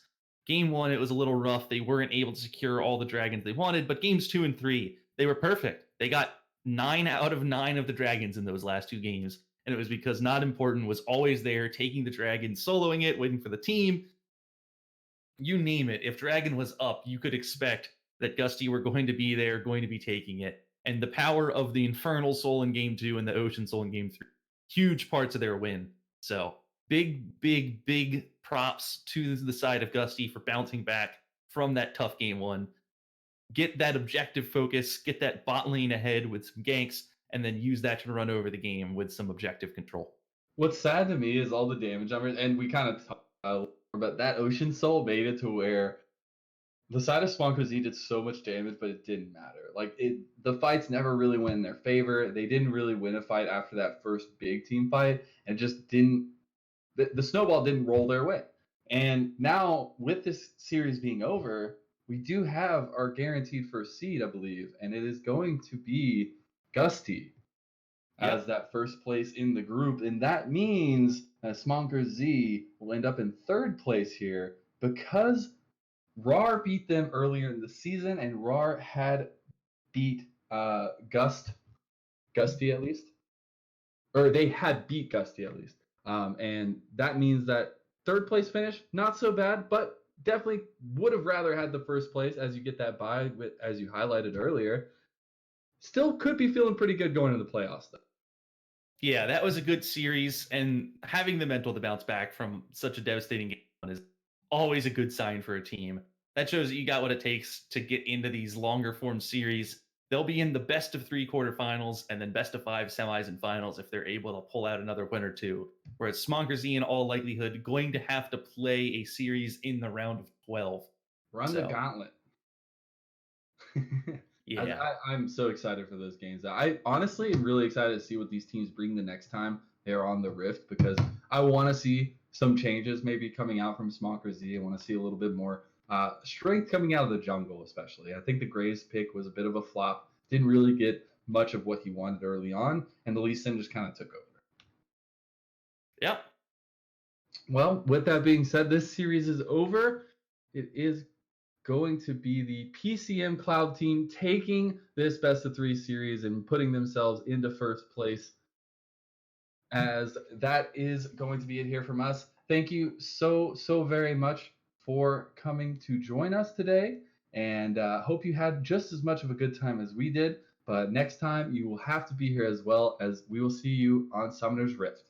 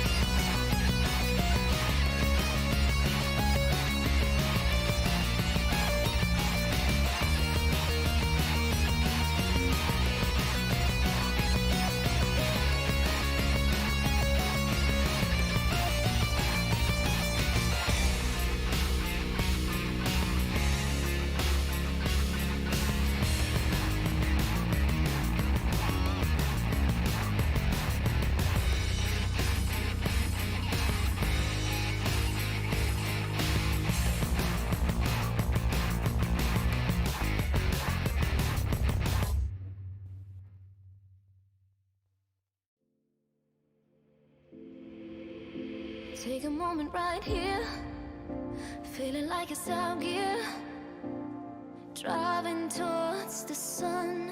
We're the